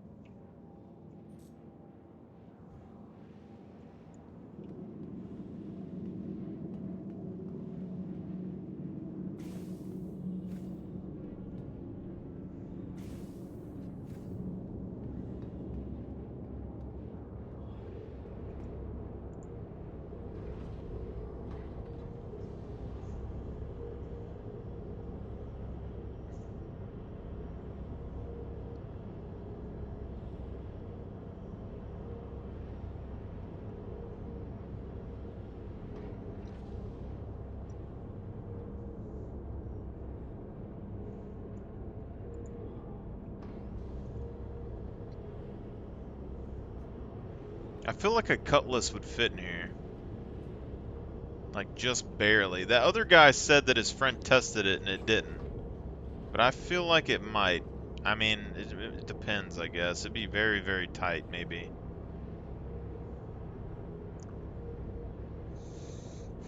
But even if I can get that PCs in here, PCs would be decent.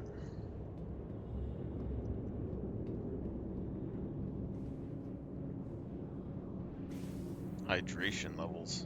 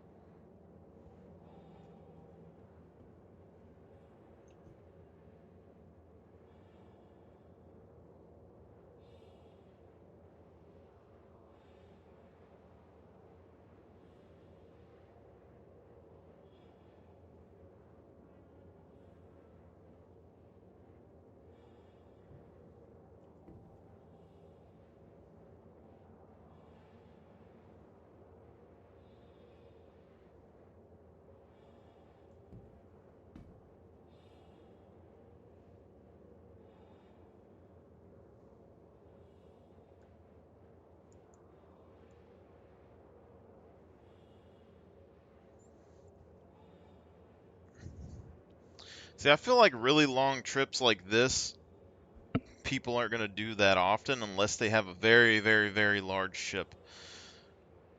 Like small ships, I think you go to a planet, you go from that planet to a couple of surrounding planets maybe, but this is like across the entire.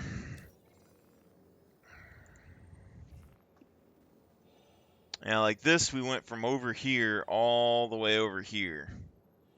Massive distance. But, I mean, Microtech.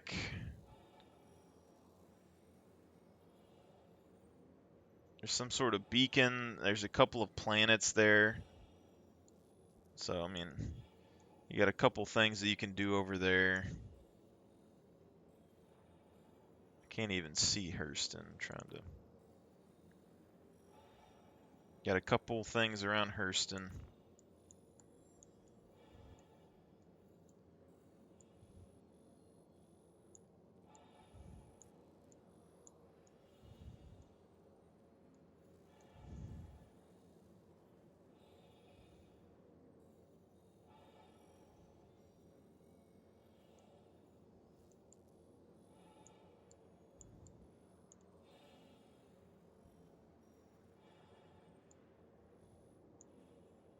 I guess there's a couple things around Crusader. I can't really tell.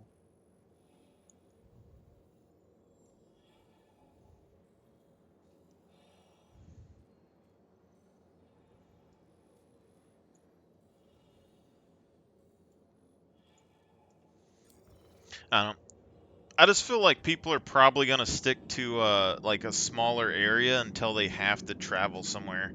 Or like you would play, like if I was actively playing, I would play in like one little area around a planet, and then maybe I get in a bigger ship and do one really big load or whatever at the end of the day or something. Or like if I need to take a break for like dinner, you load up a big ship and you do like one big deal. I mean, if you come under attack, you're kind of screwed, but other than that, you know.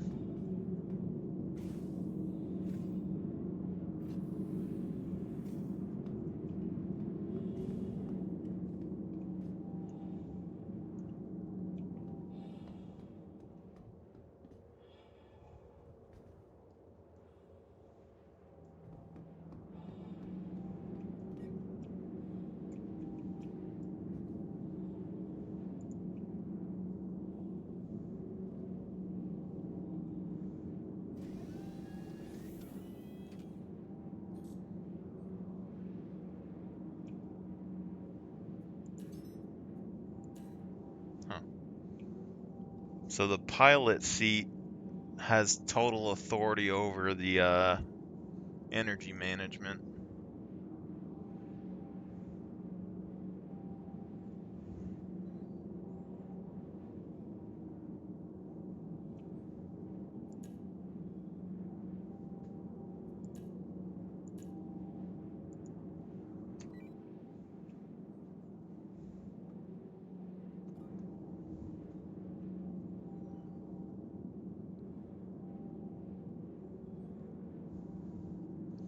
See, but this thing right here, so it's like 6 seconds, 5 seconds. Let's see. Starts off at 9, so you got like 10 seconds times 22.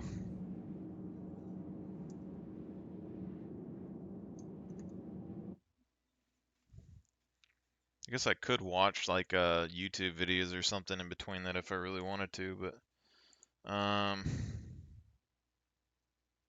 calculator.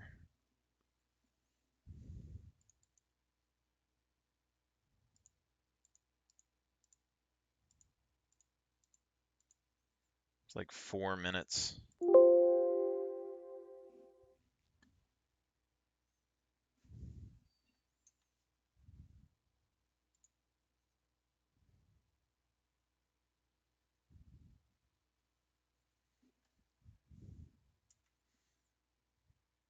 You know, that's actually something I haven't really thought about either, is the top speed of ships. If there's ships that got faster top ends for quantum drive, they'd be better off at doing long range stuff.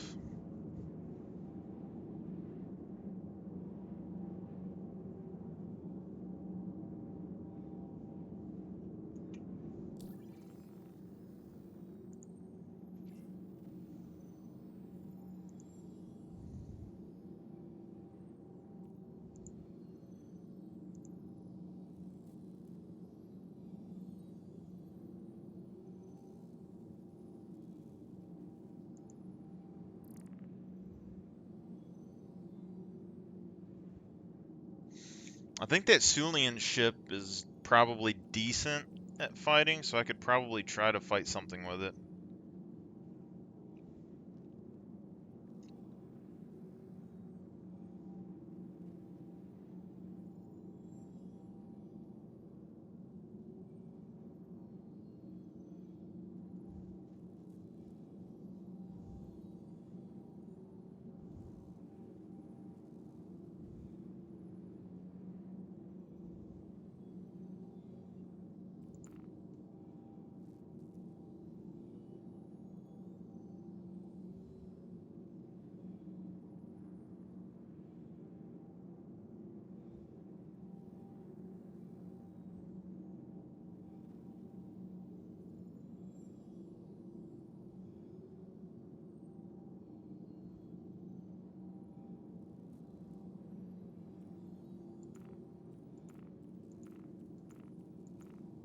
Doesn't really tell me how much I make off of that, but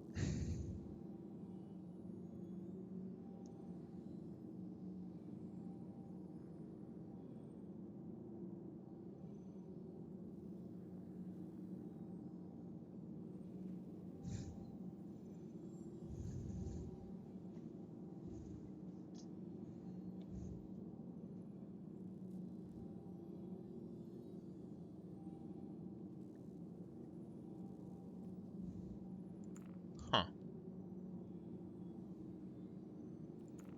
Yeah, this Hammerhead mission, that's a lot of money. But you'd probably want to do that and have somebody with you that's a fighter to keep to fight off the other people, you know.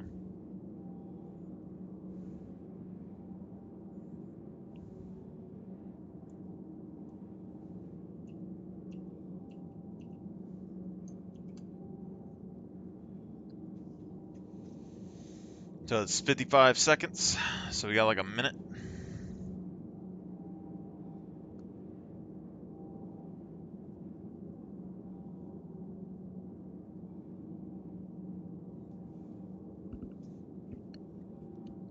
If you really think about it too, most of your crew members usually carry, like they're probably going to be carrying 1 or 2 weapons on them already at the very beginning. So you're going to have 12 additional, or no, there's 4 rows of 4, I think. So you have 16.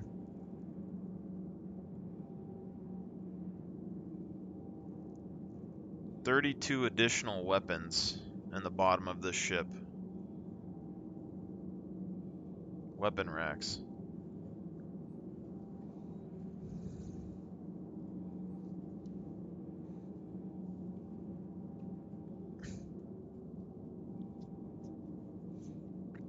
Plus whatever you have in the vehicles that you got. I don't know if any vehicles have weapon racks or not.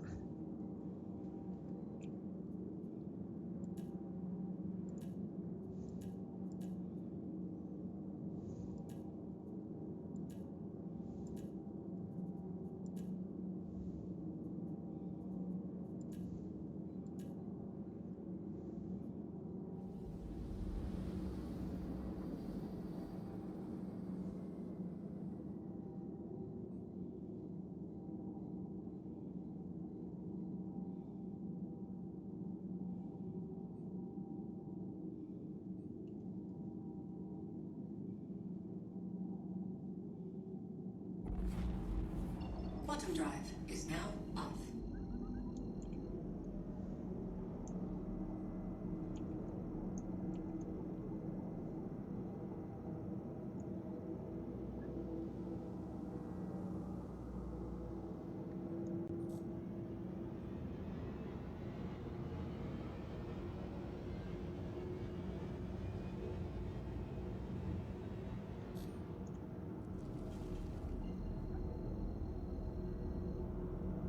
It's like that.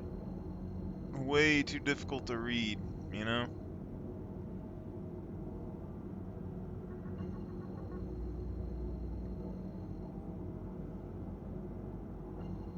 See, those are data centers. Mining efficiency.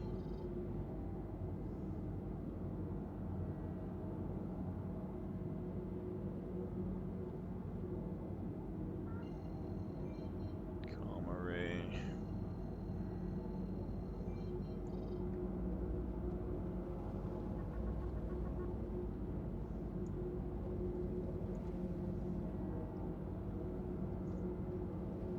See, like, even if you're a pirate, you'd be able to just stay on this planet, fly around to these different outposts and rob them. Load everything up and go.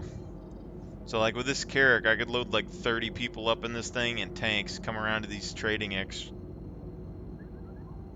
areas and do something with it, probably.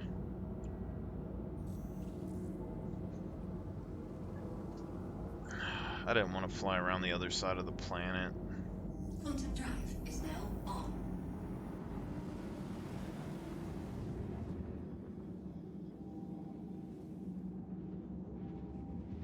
As far as I know, Microtech's one of the big spawn cities, so there should be a place I can land my ship at.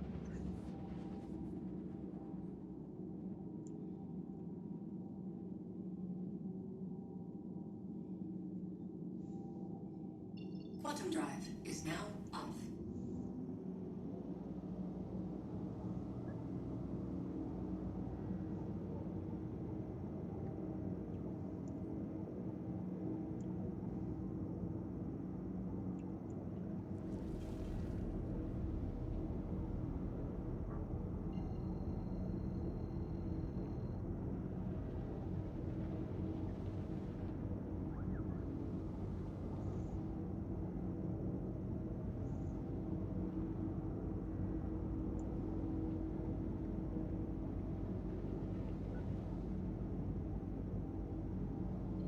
He's like, I have no idea where I'm going. Right there is where it was.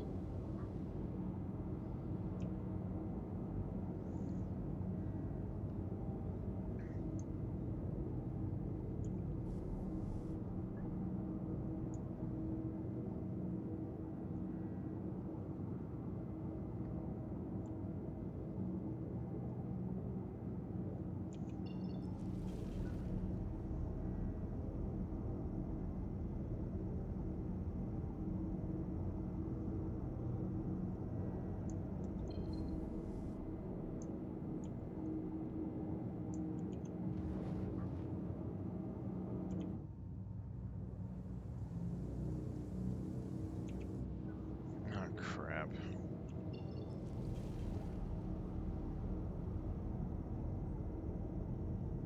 So you gotta do Z. You gotta get it there, then you gotta line it up. For some reason the ship's pulling to the left.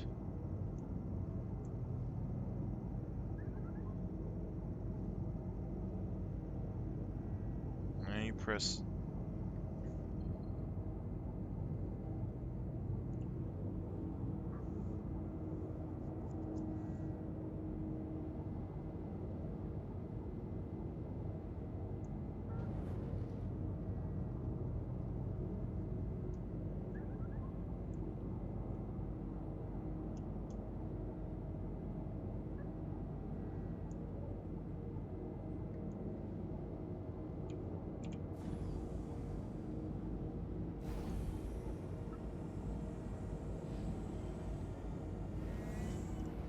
Landing gear deployed.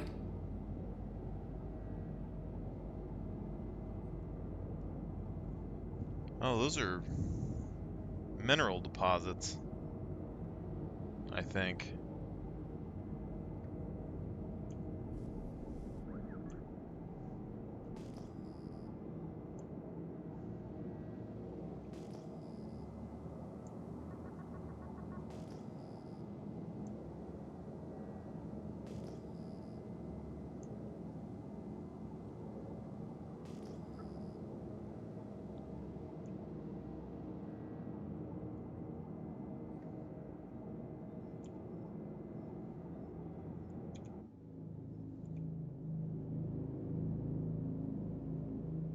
Yeah, I'm kicking up dust.